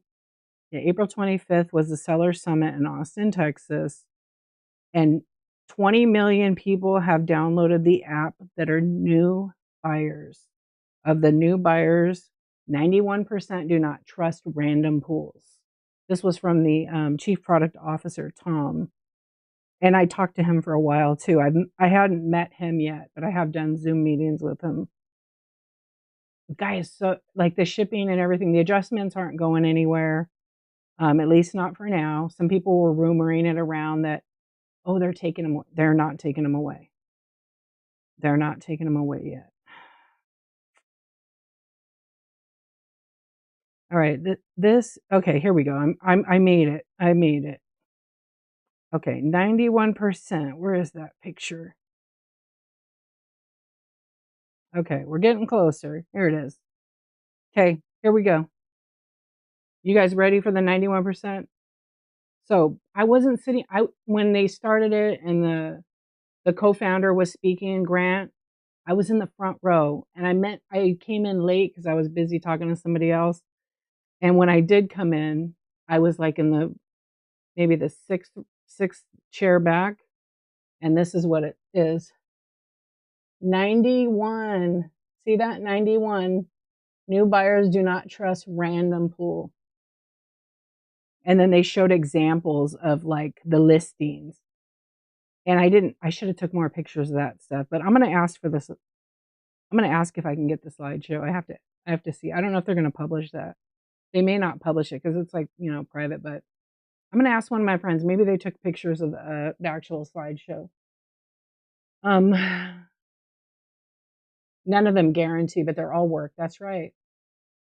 Yeah, social selling is the future. Also, you have to take into consideration that people are home now, right? After the pandemic, things are different. There's there's people that are disabled. They don't leave the house. They order everything. Okay? They're busy working moms, busy working dads. They have multiple children. They're getting a connection. They're contacting us. So they're coming to our stream for, fun, right? They're caring for a parent. It could be anything. So you want them, sorry, Johnny, Johnny, who the heck is that? Are you trolling me with Sharon Dildo? Come on now. Good one though, real good one. Let's see. Yeah, welcome to the Whatnot community. Yeah, so just know that you don't know what someone's going through. None of us do. And the best thing to be is kind and provide a product and a service. The service being getting the shipping out on time, shipping as fast as possible, and then next show, but making it accurate. Yeah, making sure it's accurate.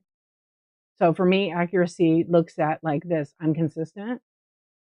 I'm showcasing my products in a way they could see it, and I'm explaining it. Condition two, that's super important, okay?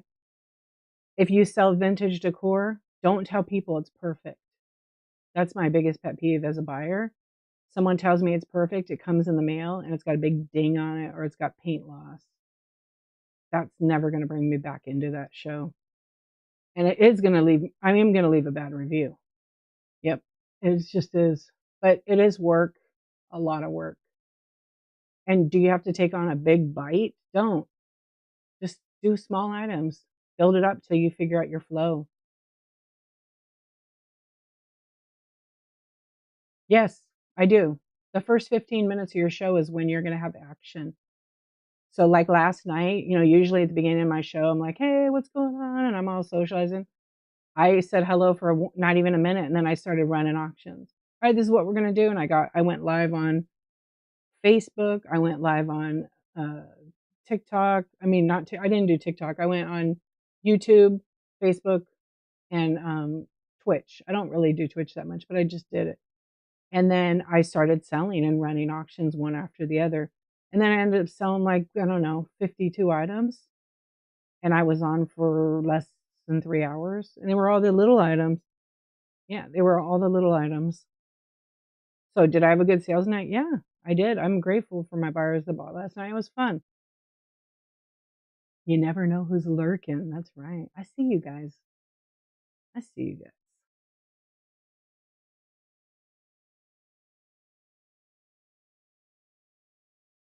Hello. With my little hand. Hi. I got weird shit, okay? Last night we had like Jack Black laying on his back like this with the products between his legs. It's not. What are you talking about? That's Vanna Wright. Vanna Wright. Oh, my lens is real far back. This is Vanna Wright. No, it's not at all. What are you talking about? There's all kinds of creepy things here. Come on. Teeth, doll heads, bunny rabbit heads. It's my favorite thing. Little bunny rabbit head. How cute is that one? Yeah. So that's what I liked. I created something that nobody was really doing when I started on here. There's a Shirley Temple doll somewhere around here. that every once in a while when somebody offers like a lowball price, Shirley Temple goes right next to the camera and does a crazy face. Yep, very important. Yeah, so if you have a room and you start running that stuff. Just just I found this when I first started going on cameras. I would say, "Hey," and I only did it on my phone. I use OBS, so that's why I have the box. I have the flash sale, which isn't even running, um, which is kind of funny. That's what I have as OBS. So that's why there's the black above, the black below. It's easier one to read, easier on your eyes. If I turn on, I have a camera. You guys saw it on. I use these little cameras here with OBS, and then there's a mount right here, and it's just pointing down. So I don't even have all my lights on. I just have like minimal lights tonight. Um, yeah, I do. I stream multiple, and if you pay other services, you could cast it to other places. But I don't need to. If I want to, then I can. But it's just more work. Like I don't stream to Instagram. That's a whole other situation. Also, those other platforms that I multicast to, they can't buy on the app. They have to come to Whatnot to buy, but they can watch. They can watch. Um, Sometimes people will follow me on YouTube, and then they will turn around and get an alert there first than they do here, and then they'll come over to it. What's up? I love discounts. How are you doing?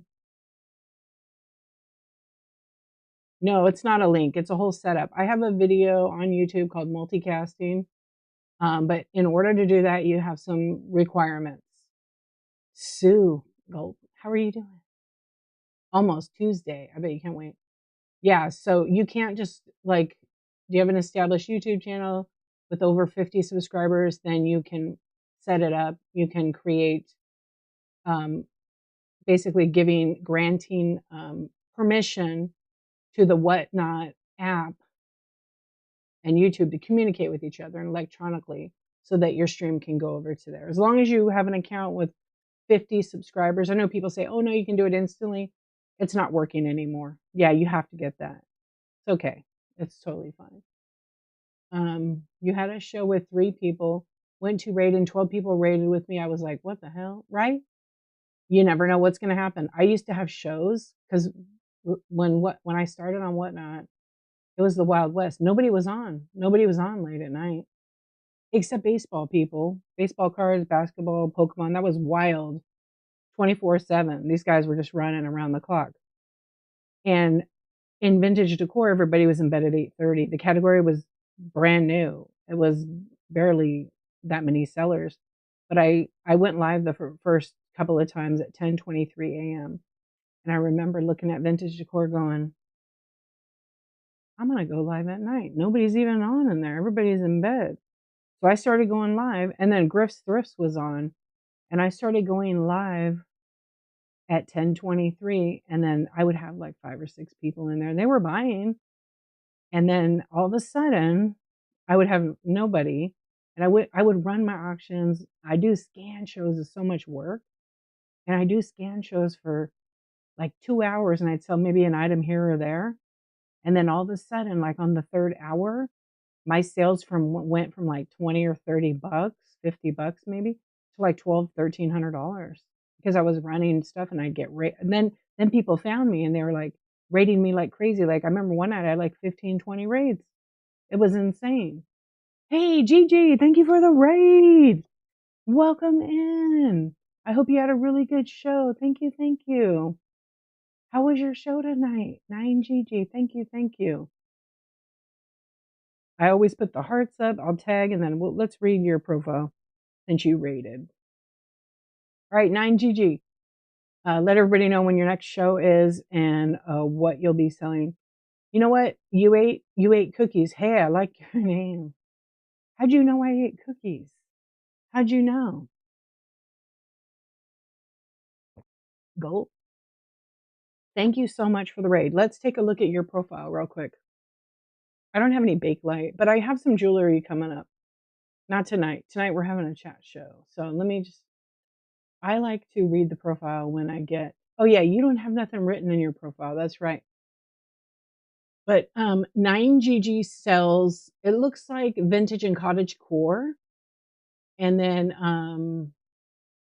5.0 reviews, so less than 1 day ship time, which is awesome, and then 1.5K items sold, with 2.1K followers. That's actually really good. Um, I appreciate you. Thank you, thank you.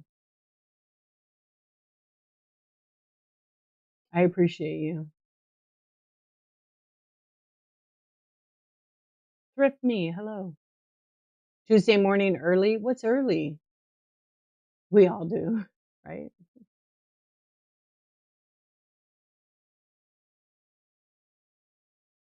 I know. We all ate the cookies. Okay, so 9GG has a show Tuesday early morning. So there's some shows listed. If you want to go bookmark them, go for it. You want to sell, but you're scared I won't sell anything and it will be crickets. So what? You know what my first show was? I had 9 people in my show. I sold $79 worth of stuff. I was hooked. I was hooked. And I didn't show my face. I just had a table full of random things I owned. Yeah. But I was hooked and I was like, after I did that show, then I did another one and at I think it was $0. I don't know. I have it written down in one of the books that I wrote my notes on. And then in 6 weeks, I reached my 1,000 sales. I did it pretty quick, but I wasn't even trying to. I just had, prices were different. They were a lot less. So, I could run it lower and I still had a better cost. Now everything's gone up so much. Yeah. Yeah, you do it scared. Do it. No one's coming to do it for you. Hello, Teresa. How you doing? Good morning. You don't have to show your face. I didn't show my face at all, actually. This is what my shows used to look like. Okay, just imagine. We could do it this way. We'll do it this way so you can kind of see. Okay. Hey, hi everybody. Welcome in. How's it going? My name's Dee. I'm new here. I just started. I'm trying to figure this thing out. Yeah. Can you guys see my item? Can you guys see my item? Hey Bree, thank you for your purchase. Yo, 1990. That was a good year. Hi. Jack Black. Okay, so nothing's on the screen, right? So I'm running, right? But this is what I used to do. I didn't have OBS. I just had my camera. Oh no. Yeah, I got a killer corn here. I don't know where the other one is, but you see the point. I would just show it. I wouldn't be on camera and I would just be talking. Okay, thank you for your purchase. Let me just move this. This is all you saw on screen back then. Let's get the next item out. Okay, this was legit. Like, I did do this. Usually I would set it when they win it. Okay, what do we have here? We have a little bitty pop. Yeah, this was Vanna Wright. She is the best co-host in town. She kind of can't get it lined up with the camera, but What if someone says, show your face? I'm the boss. I tell them, get in line. Don't tell me what to do. This is my show. You don't get to tell me what to do. If you don't like it, there's a finger thing. You could scroll to another show. I'm really not comfortable with showing my face. You're making me a little bit nervous. Right? Or, you just say, you don't have to say that, but you could just say, oh, I'm not set up to show my face. Most people don't do that. They don't. I did have somebody say that to me. When are we going to see what you look like? You know what I say? I'm not camera ready. My makeup isn't camera ready.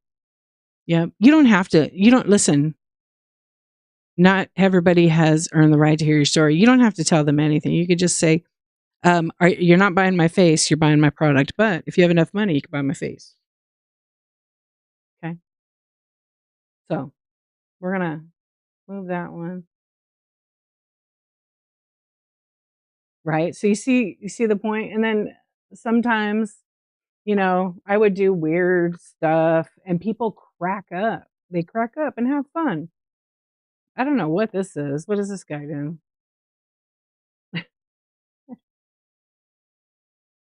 But of course, I'm really zoomed in right now. Like normally it would not be. It would not be. Okay? I am a little bit sassy. You have to be, or else this is going to happen.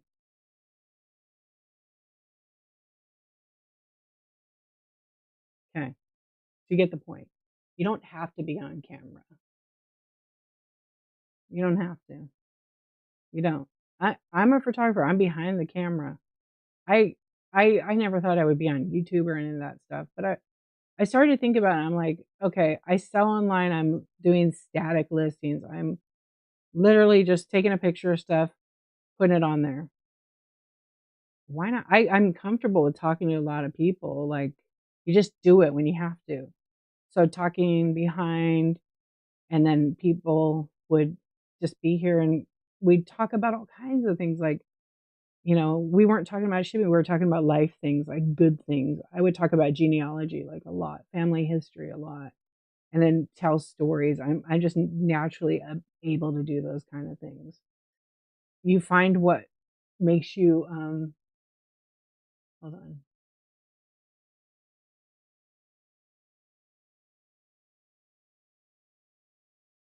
Is my internet cracking out right now? Oh, I'm not using that right now. Okay. You guys can hear me? I'm okay here? Okay, good. It looked like it was freezing there. My goal with Whatnot was to just go live and sell my stuff. That was my original intent and goal and still is. But then like you build community, right? And you start to get to know people and you go to your friends who's like your vibe, your kind of tribe, who got your back, who are talking about you in rooms when you're not even there, right? It's hard to find that. But when you find that group and it feels right, you stay with that group and you do things to, help your friends in those groups. Shouting them out like, I talked about Natural State of High earlier. She's literally the OG sticker plug. Yeah, you get tall. Yeah, you do. Do we not miss our girl? Do we not miss our girl? We miss our girl so much. I told her, "What do you want a job for?" Come back here. But I think she has a show scheduled pretty soon. Yeah, and also too, you guys got to think about that. This is what I wanted to get into. It's not just about how we look, it's about sometimes how we feel. We don't want to be on camera, but it's even beyond that.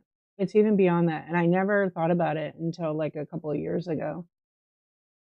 There's people that are in situations, okay? There's people that are in situations in a bad relationship. They can't show their face on here, okay? They can't. They're trying to make money to escape a situation or whatever it may be. Thank you for your purchase. Hey, what's up, KJ? They need to make money. They gotta feed their kids. They don't wanna show their face, okay? So, don't ever go on a stream and say to somebody, "What do you look like? Let's see your face." Don't do that. I've seen people do it, but I did have somebody I was on it for a while, but we were already friends and stuff, and I remember she said, "When are we gonna see what you look like? Like, are you gonna?" And you know what? I felt comfortable because the people were accepting me. And I went and I pressed the button where it reverses the camera on my phone, and I went click, and it was 1 second. I said, "Hi." And they're like, "No, we wanna see you," because then they feel that connection, and they're already dealing with you for, a while. It was 6 months. I didn't show my face. 6 months. 6 months. Yeah, and there was no tips back then, right? None. Yeah, so it was 6 months, and then I just was like, "Alright, I guess," but then I didn't show my face all the time. I didn't like that. One, because the camera sucks on the phone on this side, when you're pointing it like selfie, the 12 megapixel versus 48 megapixels. So I would come on camera, and I remember I would sit right here with my phone on the stand, and I would say, "Hey, everybody, tonight, this is what we're doing," and I'd give them a plan. And then when we'd scan, somebody would raid me and I would flip the camera around because I always use this as my pointer. Vanna Wright was the pointer. And then when they would raid me, I would flip the camera and say something really funny and show my face and then, all right, back to work. And then I'd be selling like that. And it was just fun. People had a good time and they would buy when they have a good time. Yep. Um, so you're not getting called dad. Yeah. And you know what? Thrift me, you'll figure out what's comfortable for you. But remember, you don't answer questions if someone asks you. You just move on. You don't have to answer them. Yeah. Memory lane. Yeah. No, you just don't have to answer the questions either. So people don't know how people feel, right? So it's totally okay. People are so quick to judge, but who cares? I know there's people that don't like me. I don't care. I don't, well, I don't really sleep that much, but it doesn't bother me. When I was younger, yeah, it did. I spent a lot of time overthinking that stuff. Now I don't even care. It's just not worth it, you know? They're not thinking about you. They're just not. Yep. Oh, I got you. Yeah, that's fair. That's funny. Adam Sandler mode. Would you do it in the real world? Yeah, good rule to live by. That's right. That's right. Oh, no, yeah, don't, those fundraisers, I don't promote any of those. People go through all kinds of things, but I just feel like that is going to be something that grabs at heartstrings. And when that happens, people are very generous. And I've seen some amazing things happen on this app. But don't write that in your profile. That's don't. That detours a lot of people. Yep, it does. And a lot of times, how do you know they're actually going to donate that money to that charity or whatever cause? You have to be real careful with that stuff because unfortunately, there's people that go around and do that stuff. I can't tell you how many messages I've gotten. So I just don't promote them altogether at all.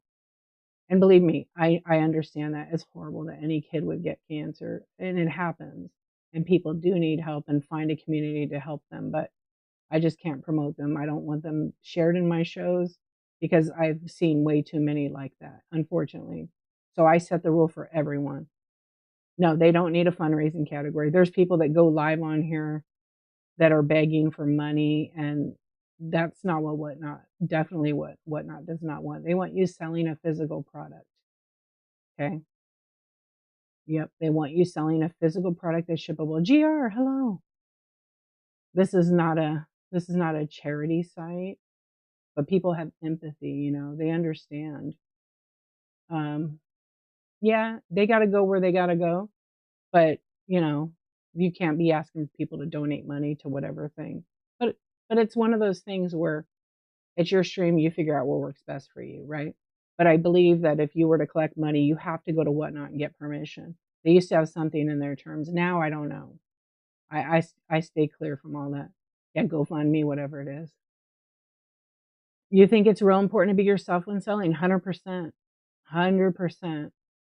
Um, it's really hard. Like if you're not honest, I think it's super hard to remember what you told people and to keep, like, if you're telling the truth and telling your story and then someone questions you and you can't remember it or you change it, it's hard to keep up with those lies. You could create a character or whatever, but I see it a lot that people aren't their true self. And it takes years to figure out yourself, really. You asked me what OBS is. Tony, let's get one. Let's get one. June is coming up.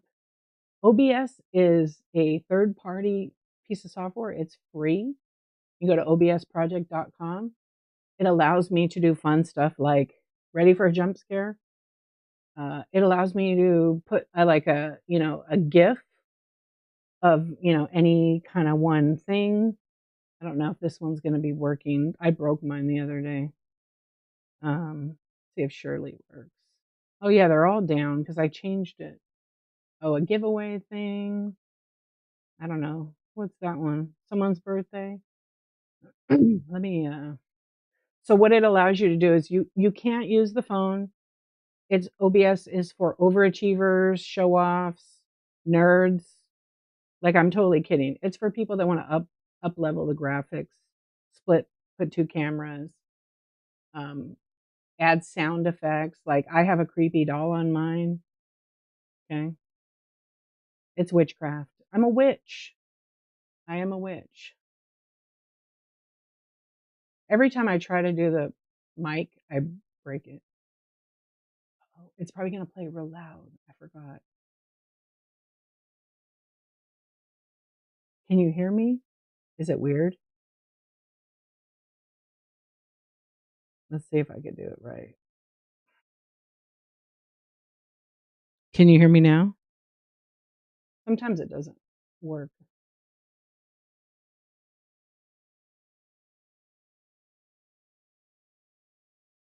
Yo. So, but OBS is really fantastic.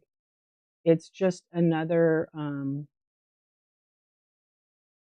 addition. So what it allows me to do, it allows me, my sound sounds okay, right?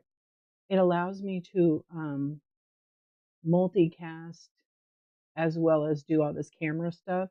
So if I want to turn that other camera back on, I can set up a camera and then I can sell, whatever item. Obviously, right now I have my video feed from my webcam back here. It's obsproject.com. Yeah, but it's not for everybody. You have to have a computer that can handle the streaming. So whether it be a gaming computer, Chromebooks don't do it. They just don't work. They don't have enough power to do it. You have to have a wired internet connection, no wireless, to get a pretty good speed. And then you need to have either, I think the Mac Mini M4 is an awesome machine. I use a MacBook Pro M3 series, so it's like 3 years old. It's quiet, you don't hear anything, but you got to add like a camera. I have like several cameras actually. And then you have to add a microphone, and then I add these microphones in.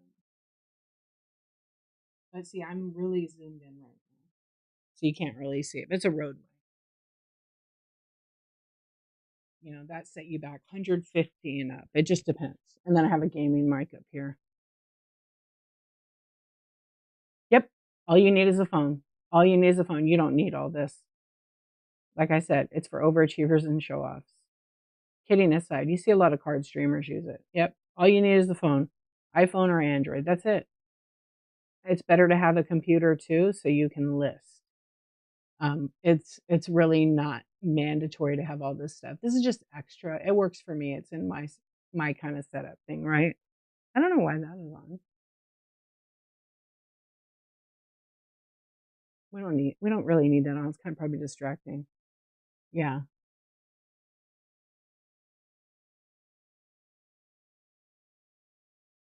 maybe, but you got to have the computer for it, and you have to have the space because it takes up space to have that. It's nice for the external monitor because I can pop the chat out and look at the chat.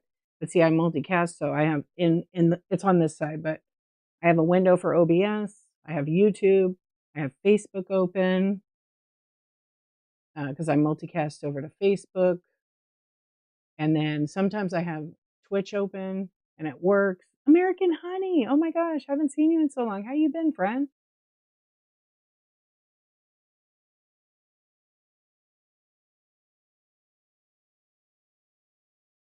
Oh, it is still working there. I had to look. Oh, it stopped me from multicasting, didn't it?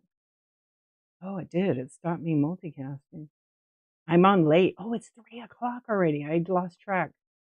It's all that shipping is my love language. So that's why I'm still on. I appreciate you guys. Thank you. Thank you for your purchases. I can't believe you can't do the. Okay, Tony, have you watched? I should send you. Have you watched the other video Bug has in Seller Hub? There's two OBS videos in there. Yeah, there's two of them. And you don't need to have a Stream Deck. You can do it without. You could use like an iPad.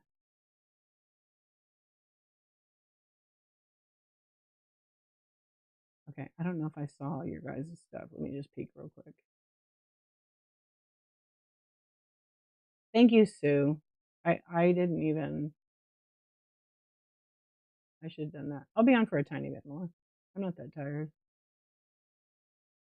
I know. Shipping, I told you, I love shipping. It's easy. I explained it very easy. Any purchase in my stream will allow you to rewatch this replay over. My Facebook one stopped, and I think YouTube may have stopped as well. I don't know why it stopped. I didn't turn it off. Maybe they booted me off. I probably because I said a bad word. Remember earlier? One of my shows, I had a person saying some awful things. I ignored his comments, then finally had to block him. He was visiting other shows. Yeah, so on my shows, I turn on verified buyers. Verified buyers is awesome. It will limit the amount of people that come in your stream because not everybody trusts the whole verified buyer thing. But there's very good buyers that are not verified. So you have to pick and choose. The nice thing about verified buyers being on is that people who would be considered trolls or maybe there for just the giveaway only, they can't come in your show. And they could come in your show, but they can't enter a giveaway and they can't bid on your items. That's kind of a nice thing. I don't even know if mine's on. I usually have it on. Thank you for being here, you guys. If I haven't told you tonight, thank you so much. Let's take a look. I'm going to look. CLB, you know that's my love language. Come on now. I collect doll heads. I do. I have it on. Let's see what happens. Let's see how long it takes when I turn it off. If you want to know how to turn it on, see the 3 dots. See those 3 dots right there on the right side? Well, it's left. If you click them, it's right here in the menu where you want to turn your, see how it says off? Okay, so we got 54 people in here, and good morning. Thank you. Let's see what happens. We get some trolls. Yeah, we'll get some trolls. Yeah, I've had my share. The best thing to do is no reaction and then have one of your mods. My mods know that like usually they'll secret chat me and say I kicked him out or they'll ask me cuz sometimes people could ask a question or be joking with me and no one knows maybe they're already my friend. Yeah, so but usually it's like it's kind of funny. They'll write something out and ask me if I have such and such. But if you read it out loud, it's dirty. It's dirty. So I usually troll them back. I usually troll them back or chew them out. Yeah, because every now and then they'll write something, and I know they're cutting and pasting it, going to other shows. So one time I read it, and it was like saying, "Did you have so and so in your hand?" So if you read it like that, a thing, that thing. And so I read it, and I said, "Don't you dare go in other women's shows on this app and ask that. I'm going to report you directly to one." And I did. They're gone. Yep, they're gone. But they were writing some terrible things, and I just was like, "Come on." On YouTube. On YouTube, same exact name, but some of my videos are in members only. Yeah, usually I put them in members only. But I do have some other videos on there that are not members only. Oh, really? Thank you. Yeah, let me know. I just bought one box with a whole bunch in it. Yeah, it's the same exact name like that. I started making the YouTube channel like in 2023. I started multicasting over there. So I have like playlists for shipping. I actually have some new ones I need to publish over there, but I gotta edit. Oh, you're welcome, Annette. Thank you for coming in. Yeah, make sure you guys follow me. I have a show every day, but I don't do chat shows every day. But I do coaching for people that have already got a little bit of experience, have had a few shows. I think it's better than like somebody who hasn't done any shows. Just have 1 or 2 shows. That's what I ask. But I can work with beginners. It's just if you don't try things out, then you have nothing to like compare or discuss. And then you're really starting from scratch and it's your money and I want to see you spend it a little bit better. Well, yeah. Yeah, so that's my thing with the coaching, what I do. Because I feel like you should have at least maybe 3 to 4 shows, between 2 and 4. That way when you talk, you go, "Oh my gosh, I had a show and I did this, but it didn't really work. What do you recommend? Here's my goal." Yeah. Um, yeah, you're welcome. How you been, American Honey? I know I haven't seen you in a long time because the time change is like, 7 a.m. on the East. Yeah, so always ignore the people that write that stuff because you know what? A lot of time, like even YouTube tonight, I don't know what they were writing. They were asking me if I had, bad stuff, and I'm just like, No. I have promoted my shows, but to me, they just don't. I'm going for the organic. I'm gonna win buyers' hearts by running auctions and making jokes and having fun and keeping it clean. You can cuss if you want. For the majority, people don't like the F bomb dropped every other word. Yep, people don't. Okay, but if that's your thing, you do it. But buyers really don't care for that. And I don't really talk about politics on here or religion. I just feel like it's not mixing with my business, you know.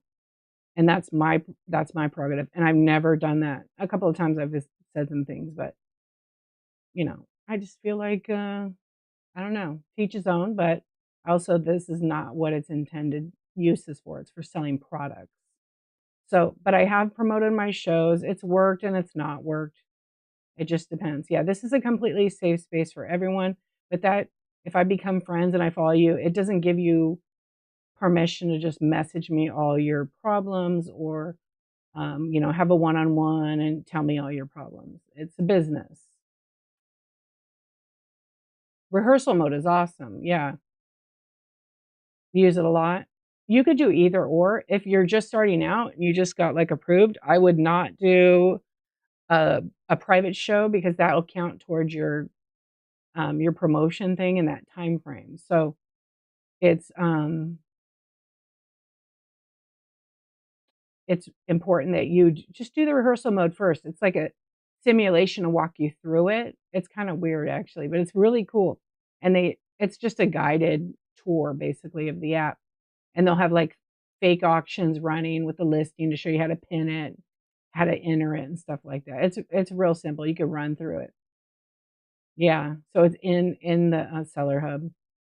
But you could schedule a private show and give your friends the link. Just make sure it's private, otherwise people can get into it. I do. I always auction off the items in my store. Actually, look, this is what I do.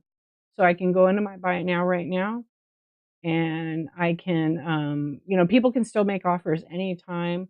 But say, for example, like I do some blind bags, I could go in here and I could do run as auction or run as a flash sale. So I can just do, the default's always going to be like 25% on some items. I don't do that. I run a flash sale. Now it's going to pin it. It's going to show 20%.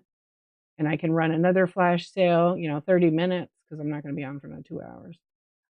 It'll run while I'm live. When I end my show, but now I want to try this other thing, right? Now I want to try this other thing and see if it's going to let me do the flash sales the way I'm thinking it will let me. Oh, it doesn't have the arrow up there. Let's just see how quick it is. Start flash sale. That's so much better. Did it do it?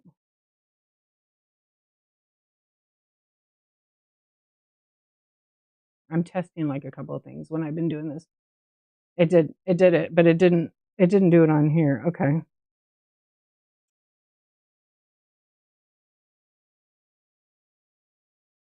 Let's see. I'll try this one. Yeah, I was testing something. What do we test? Hey, what's up, dude? How you doing? I was testing this Android thing. Do you know about this? Now it's missing. I think it's only on auction. Yeah, it only works on auction. Do you know about the arrow? You know that arrow over there? Wait, where is it? See it? You know about that?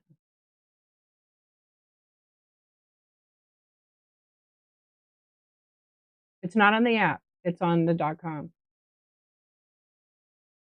Life change, game changer, game changer. Yeah, run next on web. So it's not available. The interesting part is it's not available on mine, but it is on the Android. It's like grayed out, even when I ran a listing. Let me do another one. I want to see if it works on here again because I have used it before and then it stopped working. So I'll just do like a quick one. Don't bid, you guys. Yeah, run next on web. So it ran it, but it didn't. Okay, that's what I wanted to see. It wasn't, I ran it longer. Um, I want to see if it runs it. Nope. It's still running the same one. Yeah, so it wasn't there before. Well, it was there, but it wasn't working. Hey, wise old big lady, how are you doing? I'm on late today. Yeah, so I knew it was on the .com, but see, like, okay, now I wanna see if it turns yet. So it hasn't been turning it on mine. Now it's working. So I wonder what the deal was. Yeah, see? It wasn't working before. Yeah, so my stuff is usually numbered. Yep. That's a game changer because 'cause I'm sick of clicking 3 times. Product actions, start auction, and then the time adjustment, and then boom. It remembers it. But the thing has been grayed out forever. I did do an update, so I think that's why.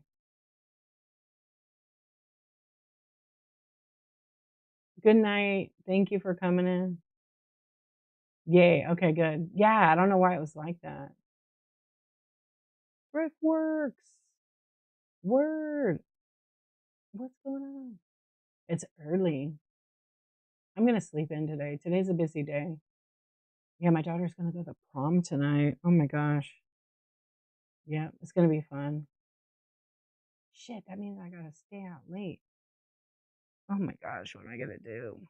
I don't even know what time it is. I gotta look. Probably like 7. Yeah, she's all ready. We got all the stuff, shoes, dress. I'm gonna do her hair, and then, yeah,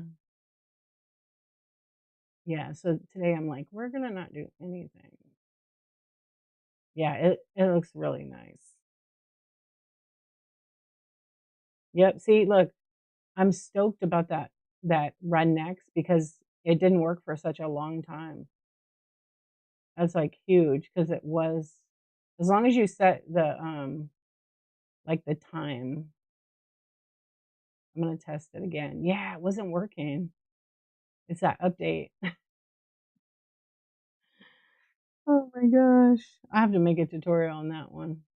And it's on the I was using it on the phone. Yeah, it's not on the app though. Alright, it worked. I love it. That's like the best thing ever. So ThriftWorks, when you run your listings hello. When you run your listings and you have it number 1 through whatever, it'll runs an order with that. Phone rev yeah, I have both. I have it on but this one was grayed out forever. It would never work. Like last night, I was like, "Why isn't it working?" And then Picker Adam was like, "This is the one," and he sent me a picture of it, and I'm like, "Yeah, mine's grayed out. It won't on the auctions, it won't do anything."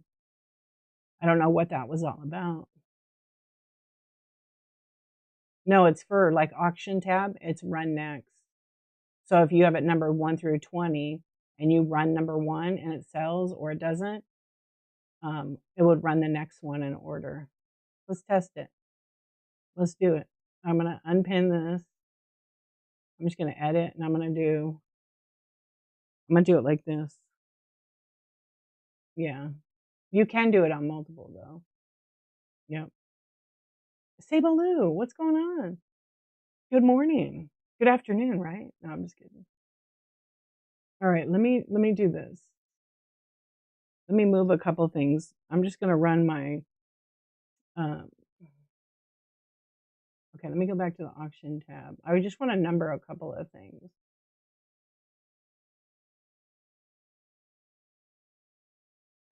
I'm only gonna I wanna do run and then run next. I wanna see what it does. Checking on the kitties? Oh my gosh, that's right. Okay, I'll run this one. Don't bid on it because 'cause we're just testing something right now.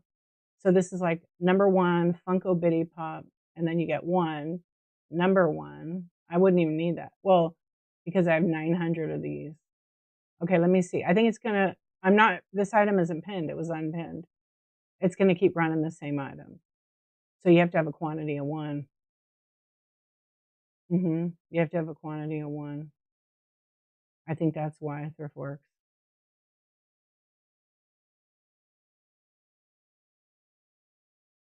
And it didn't sell. Mhm. So when you run it in order like that, and it doesn't sell item number 1, does it automatically go to item number 2? Or do you have to pin it?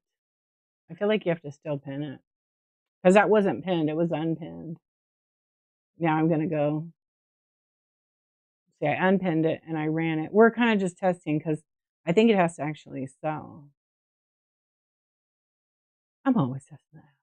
Yeah, so now I'm gonna unpin this. Yeah, I think it goes to number 2 when bought. Yeah, so, yeah.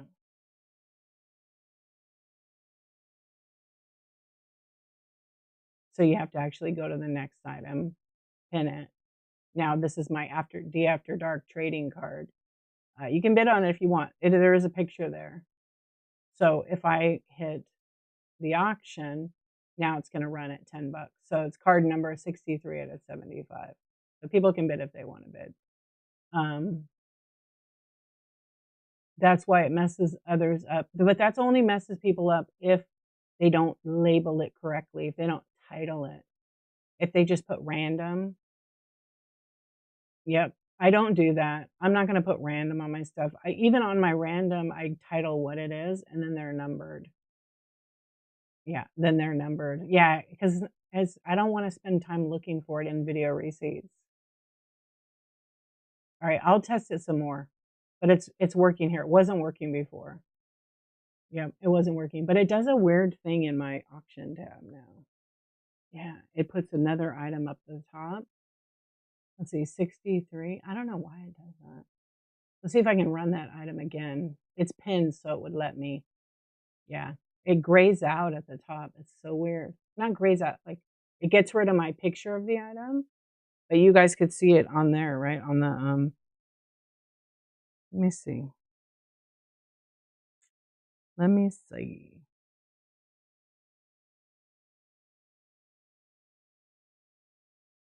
I have a lot, I know.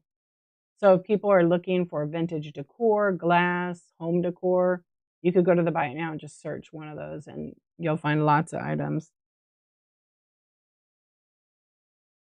Yeah, over 925. One day we'll have nice organization of the Buy It Now, but I list because it sells when I'm not live, which is really a nice thing, you know? I wanted to peek at this real quick. Yeah, so I don't need to have my whole screen on here. I just have it like just the auction stuff. Yes, it does. It depends too. It's weird. If I'm listing all the time, then on average I could have 10 to 15 in a week, which is actually pretty good, which is pretty good on Whatnot. Buyers, they know what to go look for, and very rare that I get an offer, they actually just buy it. Yeah, but I have offers always turned on. And then sometimes people who buy from me will offer 20, and if I could do it on the item, I accept it, but usually sometimes I don't. I counter offer back because it depends, you know what I mean? Because you got coupons that people use, you gotta account for all that stuff. But sometimes you just wanna move the inventory and you're like, "Let's go. Take it. Take it. Let's move this." And then it would be treated like a regular order, and the shipping, on a couple of things will bundle together, and then you just, edit the shipping label, and then generate a shipping label when everything's packed and ready to go, and then do it again and again and again. Yeah. Now there's a lot of options for, like, auctions. Nope, I don't have to transfer anything. If I do an auction tab, I have to clone it to the next show, but I usually assign it. Yeah. In that video I made it'll show you how to do that. On YouTube, I have a video called Seller Hub Inventory. Yeah, you could do either. You could put it in Marketplace, or you could put it in your show too. It's up to you. I don't know. I don't know if ThriftWorks.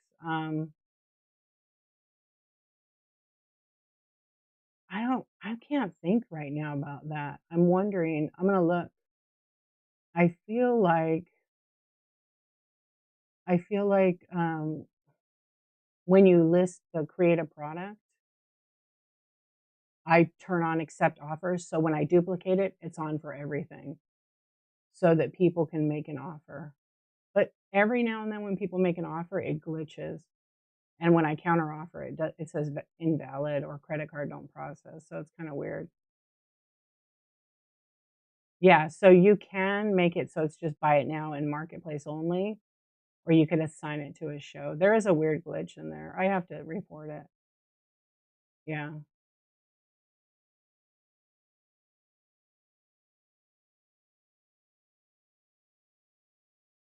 Well, I'm looking at the listing, but in the bulk one where you edit, let's do bulk real quick and see. Yeah, bulk would be featured in, so you still can. I'm just waiting for it to populate because I have so many. So I can choose, oh, it doesn't have it. It only lets you bulk edit product, title, quantity, price and format, condition, shipping profile, and hazmat type. That's it. So that's gone. They totally changed it. It's not like it used to be where you could click on which one. Yeah, it's totally different. Unfortunately. I miss the old way. I really liked how that was because you would click on a button and then you can make all of them marketplace only or assigned to a show only. Why not make all the buy it nows marketplace and show? I do both. So I always go in and if I select the checkbox, the option is add to show, duplicate, deactivate, activate, or delete. Don't delete. Once you delete, that's it. You're not getting them back. They go, if you delete them, they go in the trash. Like I had inactive, I have 25 inactive auctions. So I just usually go in there. And if it's anything that's sold, like from last night, I check on them. Cole the sea turtle is in there. The vintage elephant. Oh yeah, the twins, and I delete them so that they're still in my sold, but they're going to be in my inactive tab. I don't want them to accidentally duplicate. You're going to other trouble to list items. You want them to be available all the time everywhere. Have you ever watched my video, Darren? Watch my video, Seller Hub. It shows what I do. They haven't really changed it all that much, but I made a video showing how I duplicate, and then I don't know, I list it faster. I don't really use CSV unless I'm doing sports cards or like one type of item, and I have a lot of them. Tottie's World, what's up? How you doing, my friend?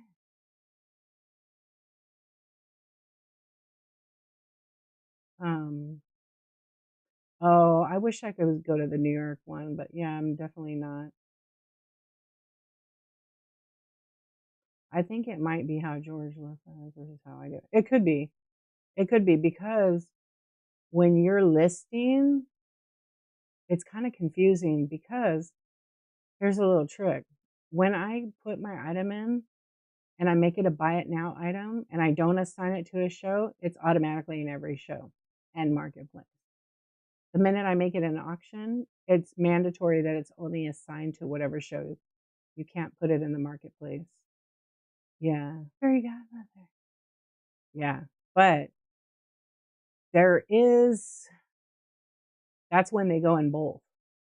So when you have an auction item, it's only in a show. But if you have buy it now, you can put it in both. And I think there is like a weird, I don't know what I would call it. I don't know that it's a glitch. I just know that if you have over 100 shows and you try to edit in the, if I go in here and try to edit a product that's like a few weeks old, when I have over 100 shows and I have 914 or 124 items, it gives me an error and it says, I'll just try to change something on it. I'll change the shipping and I hit save and it says failed to publish changes and I hit it like 50 times. And then it says exceeded max sales channels, limit of 100. I've had Tyler fix that like 3 times and it keeps coming back up. Pam, what's going on? Good morning. I want that fixed. I have to take a picture of it actually right now and get Whatnot to fix it because I don't want to have to go to my phone to change it. I want to be able to just do it right here on the desktop. So if you have just schedule like 99 shows maximum. Don't go over that. Yeah, because I'm clicking it and it just says failed to publish change it exceeded max sales channels limit. They did fix that though 2 times. The frugal couture. Welcome, welcome. Laser show. Let's see if it's gonna work. Yeah.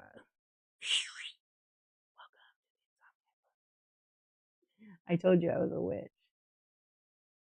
I know that I love see, this was my favorite time to be live because lots of sales happen right now. Lots of sales happen right now. Sable is like, yeah, you're welcome in. Seriously, I would do really good at this time. 2 o'clock to about 6:30. It's cool, right? Yeah. It's that or this. This is also cool. Oh, it doesn't wanna do it. Sometimes when the light's off. Oh, but you know what we should have done tonight since we were having a chat? But it always screws with people. Yo, we're at the casino now. Oh, sweet. Yeah, I didn't even do this. I forgot. Where's that waitress at? Hey, bring my cocktail. I'm in Nevada. Yeah, at the casino. Remember, hey, Sable Lou, Sue, remember all the times we go to the casino? Lasers and German techno. Man, that was a fun stream. That was a fun stream. That chick was so good. Oh my gosh, she was so good. Yeah, it was fun.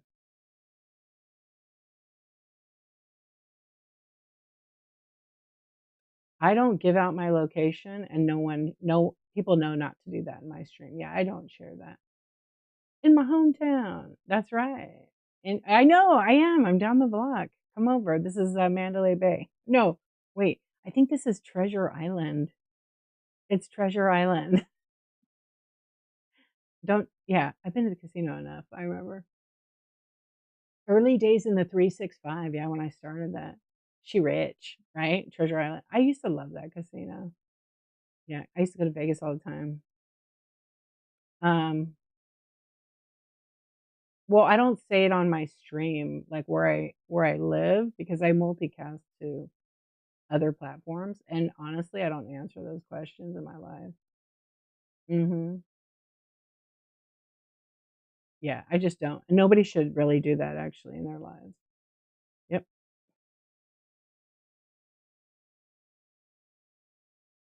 Yeah, that's about, like, grown-up safety, you know? I know, but that's okay. I mean, that's okay. I could also cut it off. Uh, yeah. So you could ask people where they're from, but, you know, you asked me and then you said, "Where in?" So that's kinda like a healthy boundary for me, yeah. Sure, you get on the shipping label, but I don't have to say it out loud. Yep. Everybody could say where they're from, but, like, you know, no GPS coordinates because 'cause you're gonna get this.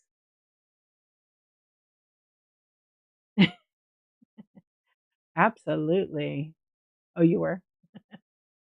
That's part of the GPS. No, it's make. I made it up. I made it my you wanna know? I told you I was in Nevada. I'm in the casino. This guys never ever provide good service here. They're always farting around in the other corner. I waited last time 2 hours for a drink of water. You always tell people where you live on your live? Really? Why? I mean, you can say what state, but I'm saying, like, you don't wanna say your city and stuff. Right. Oh, gotcha. Yeah. Yeah, that's just, you know, that's you can do that in your stream. I don't do that here. I never want anybody to do that. Why? I know you're being sarcastic now.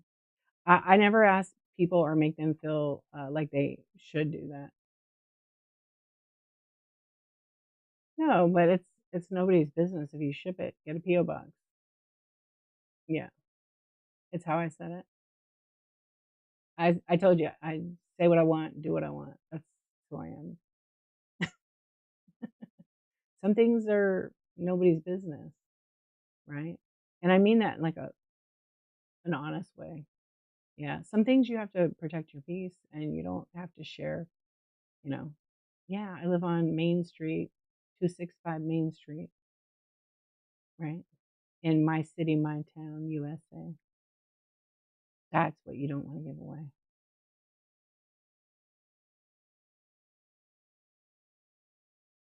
That's right. Well, that's your shipping label. That's totally different than saying on your stream. Yep.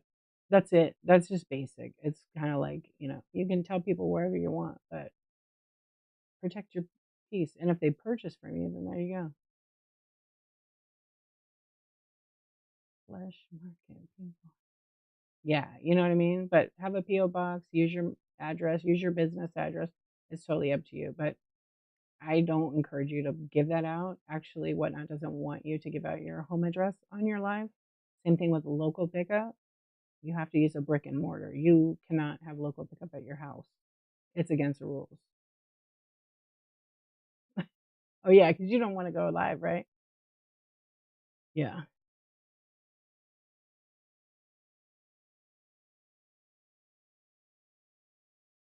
Well, yeah, you actually are not allowed to do that. They don't encourage it. They want people to be safe. So, wait, flesh? Oh my gosh. Yeah, like a business. Well, technically, if you have a brick and mortar, like at your business, then yes. But if you read help.whatnot.com, you read the terms and find out, yeah, police department, post office, yeah, and you want to, for local pickup, you want to do it that way. Yeah, there's lots of rules about local pickup. I encourage everybody, like if you want to do that, just read the rules. Yeah. Basically, from what I read of the rules, because I read them all the time, is you're doing local pickup as a handoff.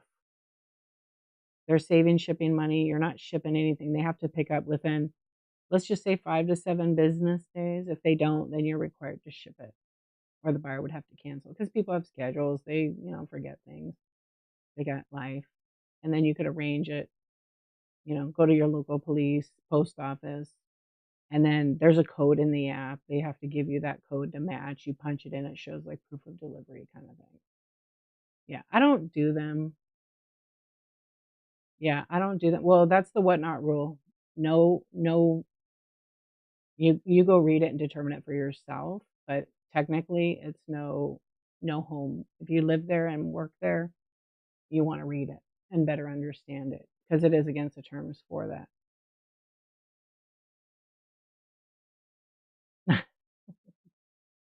Yeah, it's a liability, Whatnot is telling you, here's what you got to do if you don't want to follow it. I mean, if you read the terms, you're responsible for anything, shipping, all of it. Okay. Not putting the right, weight and box and all that, and the charge comes back. Whatnot's not liable for that. You are. Playing music that you don't own and getting sued, you're responsible. Is that a problem right now? No. But in the future, it may be.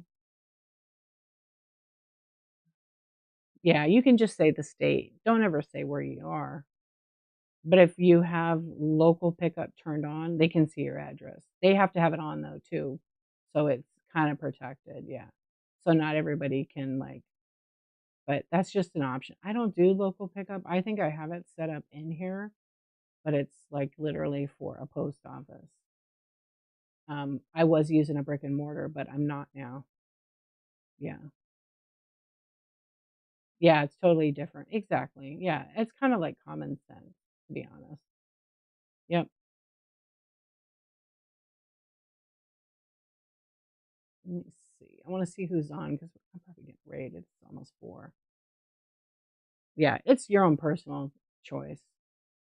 People are pretty cool on this app. Oh my goodness.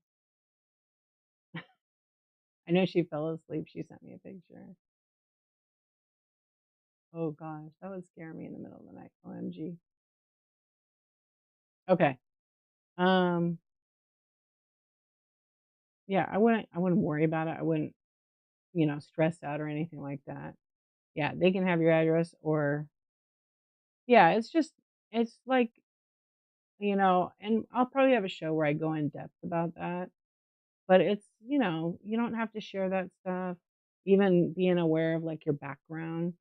You don't want to have pictures of your family in the background or any identifiable locations, especially like people that go live thrifting. Um, just common practice. Yeah. But it's not like something to like worry about. Not at all. Let me see who is on. I have a couple people in mind. And then we'll raid. Yeah, no, I'm glad you did too. So let me see who's on. See, even if I turn that, it's been about the same, give or take a couple of people. So let me see who's on and we'll raid a show. I appreciate you guys. Yeah, it is. And I do my best, and I appreciate you guys. Let's see. I'm trying to see. Sometimes I like to raid into shows that I kind of know. Yeah, it was cool. I'm glad. I'm glad you guys enjoyed it. And those of you I see you. And it was a nice chat. We talked about shipping for a while, huh? And everybody that purchased, they'll ship out today. If not, it'll ship out Monday because I think my post office is closed tomorrow. They're doing some construction. Yes, I will. Thank you, Tig. All right, let me just see. I do like to go to their show. They're probably going to stay on for a little bit. They stay all night. Let's go visit our friends at the Grove. They probably got some weird stuff, but they're such great sellers. And I love to raid shows that I've had an experience with, especially when they pack and ship good. Yes, tonight. So I love the Grove Harlot. They're just so much fun. And Mike and Becca are awesome. I don't know what they're doing tonight. What does it say? Friday loot drops. Oh yeah, they probably got all kinds of stuff. They're not bringing the dolls out. They've got this. You guys will have to experience it. I won't. Pam, which one? You want me to play? They were trying to get me to play when I was in the airport. I'm like, you guys want me banned on whatnot? Yeah, they're like, if I tip you $10, will you gamble for me? And I'm like, no, you can tip me, but I'm not gambling for you. It was just too fun. All right, you guys, I appreciate you. I will see you guys tonight. You did? What machine were you playing? I only played a little tiny bit, but I didn't. I won like $60. The mummy one? Oh, that real big one, huh? Yeah, I saw that. I played it. I didn't win anything. Not on that one. All right, friends. Everybody have a good night or a good morning, and I'll see you guys later. Let's go. We're going to rock the casino to the Grove.